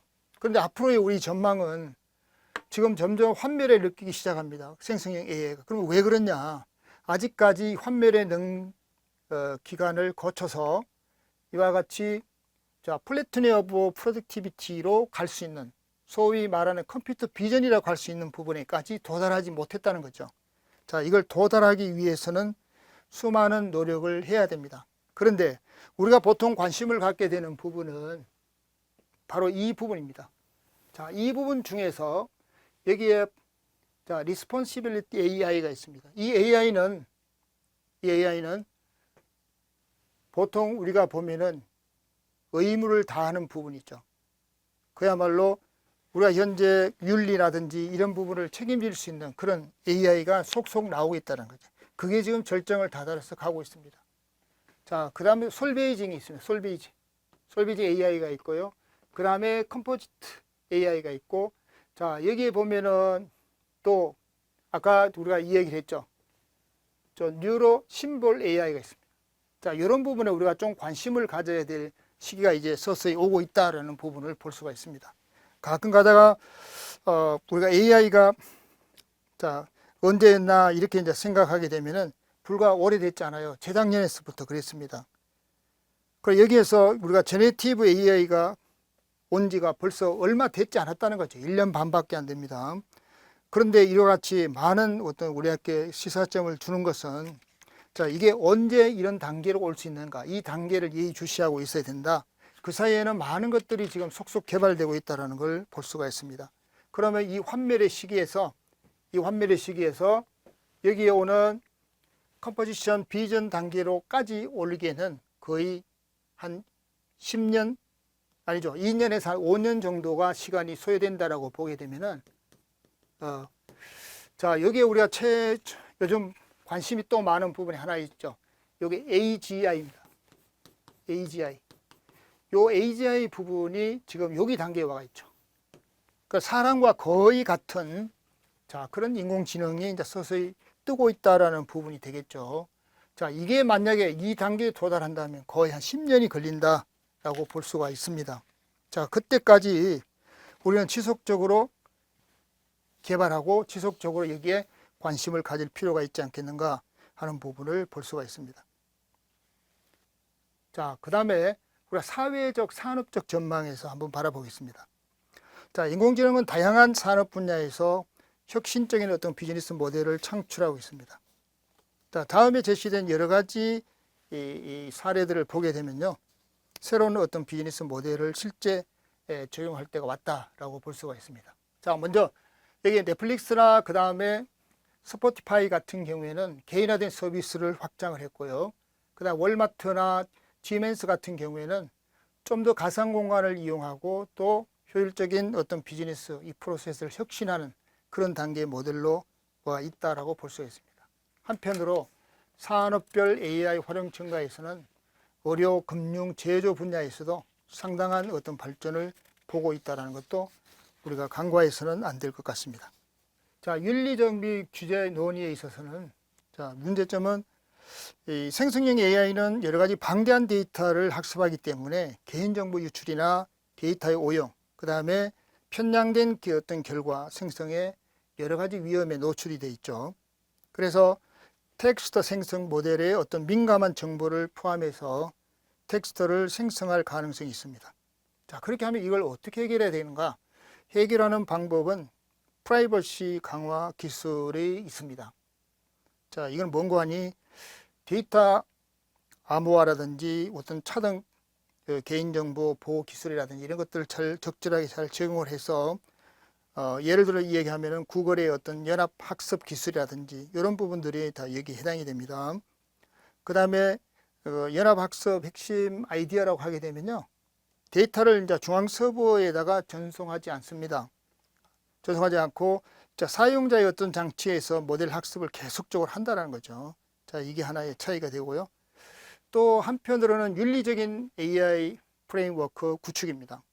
자, 투명성과 어떤 공정성 이런 걸 확보하기 위해서는 AI 개발 과정에서 윤리적 가이드라인을 설정할 필요가 있죠. 이 가이드라인 확보는 우리가 2019년에 아마 발표된 걸로 알고 있는데, 이 신뢰할 수 있는 AI 이런 윤리 가이드가 있습니다. 자, 여기 물론 EU에서 발표가 된 건데요. 이걸 잘 지켜서 여기에 위반되지 않도록 우리가 가이드라인을 지키는 것도 또한 중요하다라고 볼 수가 있습니다. 그래서 우리가 이야기하는 핵심 원칙은 바로 인간 중심, 그 다음에 프라이버시 및 데이터 관리, 투명성, 또 책임성, 공정성 이런 것들을 다 볼 수가 있고요. 특히 그 안전성과 보안 문제에 있어서는 안전하고 견고한 그런 악의적이지 않은 그런 사용을 해야 되고, 또 오류로부터 어떻게 보호를 잘 해야죠. 자, 그런가 하면은 개발과 운영 환경도 여러 가지 미치는 영향이 많기 때문에 적절히 그 영향을 최소화할 필요가 있다고 봅니다. 글로벌 규제 부분인데요. 자, 글로벌 규제는 그야말로 좀 범국가적으로 본다라는 얘기입니다. 그래서 데이터 사용의 정책을 상의해서 우리가 여러 가지 국제 룰에 위배되는 경우가 많은데, 이런 부분들도 우리가 조금 많이 생각을 해서 접근해야 되겠다라는 부분하고, EU의 GDPR이라는 부분이 있어요. 요거는 데이터의 보호 규정입니다. 자, 요거는 미국의 어떤 좀 느슨한 규제 간의 어떤 차이가 있는 부분이 있는데, 자, 이런 부분들을 잘 우리가 조화롭게 활용함으로 인해 가지고 규제의 표준화에 접근할 필요가 있다.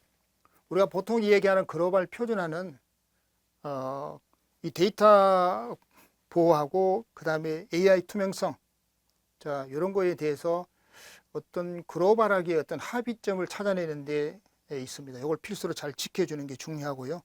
그 다음에 책임 있는 AI 개발 사용입니다. 자, 이 부분은 보통 우리가 AI 모델을 사용하게 되면은 이 모델이 윤리적이냐 그렇지 않느냐, 또 사회에 어떤 영향을 미치느냐, 이런 부분에 대해서 간과해서는 안 될 것으로 봅니다.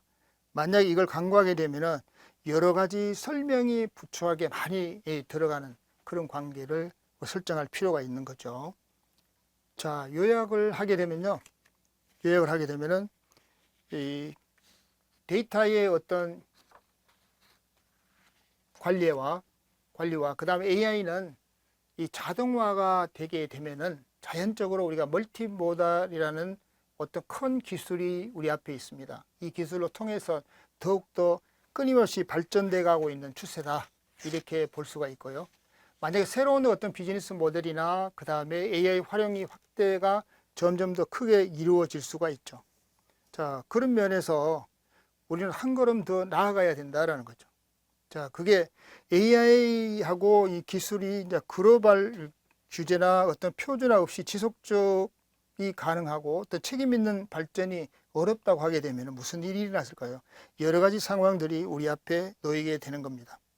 자, 이런 것들로 활용을 해서 우리가 사용을 하게 된다면은 더욱더 커다란 어떤 결과를 나타낼 수가 있다는 거죠. AI 기술의 발전 방향을 여기 그림으로 나타낸 부분을 보게 되면은, 자, 20년이나 25년, 30년, 35년 사이에 어떤 일이 일어날 수 있느냐라는 부분입니다. 자, 지금 여기 보면은 보이스 투 멀티모달입니다. 이 멀티모달이 전개되는 게 아마 내년 단계에 거의 끝나지 않을까.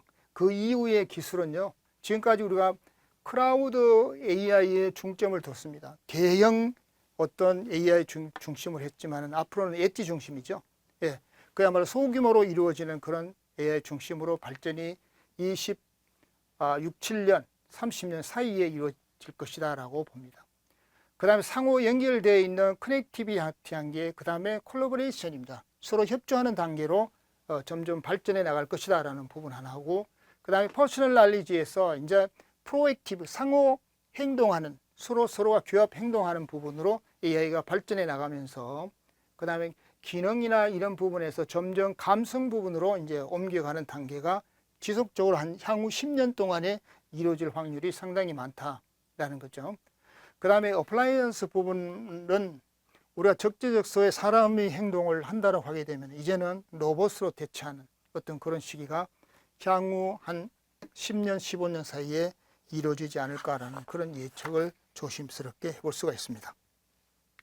자, 지금까지 제가 말씀드린 여러 가지 내용들을 종합해 보게 되면은 실제적으로 우리가 대비하는 방법은 여러 가지 방법이 있기 마련입니다.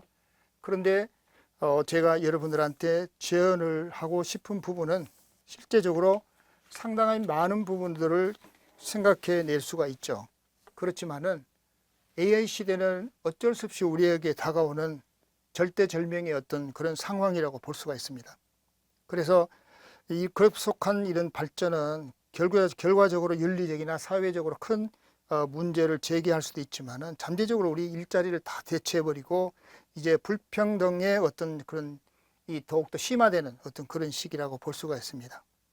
그리고 또 생각해야 될 게, 우리가 자율무기 개발 같은 이런 아주 사악한 목적으로도 발전할 수 있는 그런 계기가 될 수 있다는 것이죠. 결론적으로 우리가 말하면 AI가 발전하는 속도는 굉장히 인상적입니다. 우리한테 임팩트를 주고 또 환호를 주고 여러 가지가 줄 수 있지만은 우리 삶의 모든 측면을 변화시키고 있다는 것도 자명한 사실이죠.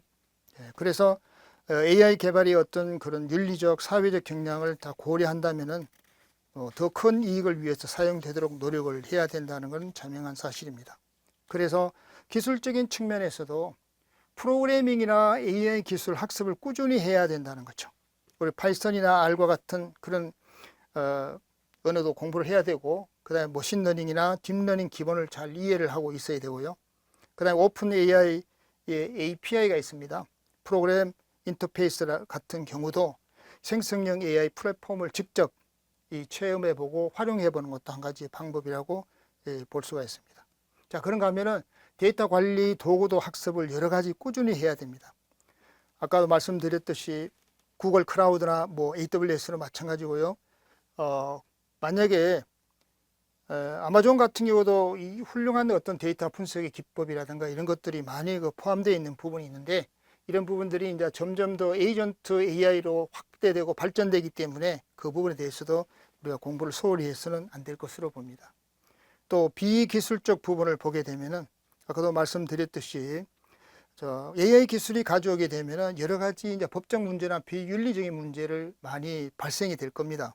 또 이런 부분에 책임 있는 어떤 데이터 방식을 잘 활용하는 것도 우리의 하나의 준비 방법이라고 볼 수가 있죠. 마지막으로 네트워킹이나 어떤 지속적인 학습은 우리한테 필수적입니다.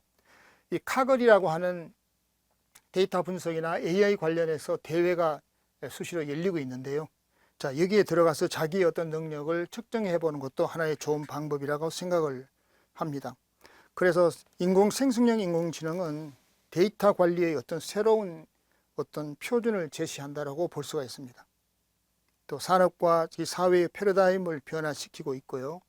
또 기술을 능숙히 다루는 그런 능력뿐만 아니라 여러 가지 이제 윤리적이고 또 창의적인 어떤 그런 활용을 잘하는 어떤 그런 미래가 우리 앞에 곧 닥쳐오고 있습니다. 그래서 우리는 이러한 핵심 역량을 좀 더 키워가고 거기에 출원할 수 있는 그런 역량도 키워나가야 될 것으로 봅니다.